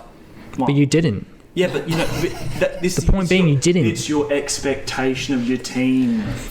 Not the it's for you. It's all about stats and numbers. I'm not calling out stats. I'm talking about final results. It's about how your team should play. I want to watch a team that plays exciting football and scores numerous goals a game. I don't want to. Bruno's got a penalty because he fucking dived again. We scraped the win. He doesn't dive. I look forward to you trying to scrub out. Bruno doesn't dive. If he dived, why has he not been carded for it? Because, mate, you say that he dives, but yet the ref says no. It's actually a penalty. Here we go. I don't see you on the pitch playing as a ref. You can't play as a ref, dickhead. Me? Oh my goodness. Are you talking to me or you? No, I'm saying you can't play as a I'm referee. stepping in as host. I'm stepping in. Can I just? No. Do you mind if You seem to come up with any reason to say Bruno Fernandes trips. I like Bruno Fernandes. I'm just saying he definitely milks penalties. You seem to think that Whenever someone Aguero, so does Sterling, so did Sane when he played for us. It's not just United, mate. It's not a United manhunt. Wilson dives. Numerous players in the Premier League dive. That Wilson one, there's contact, but it's a dive. It's just to get the little bit of contact where VAR can't overturn it. All right, stop. Stop. Can I just finish my point? This is what I was Please. saying earlier. That's the last one. As I'm saying, it's all well and good to get those results because the results are what you need. All I'm saying is that you can't be scraping, as a team of stature with the quality of United, you can't be scraping those wins. You need to be more confident in what you're doing. Any other manager is going to get those confident results. You would see more results like the Leeds one with a different manager in charge other than Ole. That is what I'll say. You can judge him fully at the end of the season. I'm saying that he's a fraud because he got the job on the easiest run possible. Then he takes the massive dip in form. Then when his job's on the line, he manages to pull out the results. He's not good tactically. He just has very good players that manage to pull him out of it. That's all I'll say. All right, now, no more talking and no more questions in your response. But you get a response to that. That's fine. Do you want to respond to that, or are you happy that? No, I don't want to. All right, Because what? everyone Doesn't matter. It's a discussion. We're allowed I don't want to discuss anymore. All right, fair enough. Deary me. Everyone, stop. World's longest podcast. That is the Shedcast. 24-hour live stream coming That soon. is the brutal Shedcast. Oh my god. Ladies and gentlemen, thank And we're you. sponsored by the Waffle Hut, by the way, because Aaron's got a meal deal with them, so 30% All right, off. that's enough. Everyone, stop. Shut it off. Yeah, that's it. Thank you so much for listening. We'll see you next time, and next time I think it might be a little bit shorter. Next time, because of Watching the A-League. So. next time, yeah, we've got the A-League, so that's an exciting one. But next time, going off of Dicolo's question for our last podcast episode with our best 11 that we've seen in the last 20 years, we're going to do a best 11 of Premier League players who we've had the pleasure of watching. But also, I want to say with this one, I feel like it should be the best 11 since like 05, when we conceivably watched them play. Yeah.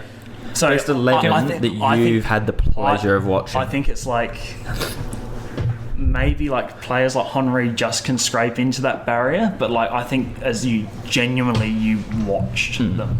Yeah. I think that's a good call. Is So, like- everyone happy with that? Yeah. I am. Yeah. Because I feel like happy with that. the 06-07 was like the first proper Premier League season that I've watched. So around that period onwards, I think is like because it should be kind of your favourite or who you think you watched and went there. Well, it's just going to be you. I remember watching from this season onwards, so I'm only going to count players from this season. It's all- I can't remember watching a player like Dennis Bergkamp, as good as he was, and I would love to put him in the team. I can't remember That's like watching him Alan play. Shearer. It's very well and good to say Alan Shearer is the best player in the Prem, but did you watch him in the 90s? Yeah. Like, you were fucking in your dad's nuts. Like, sorry. All right. Thank you so much for listening. Love you. I've been up since 6 a.m. So Cry me a river. I'm going to bed. Thank you. And good night. Shedcast. Oh.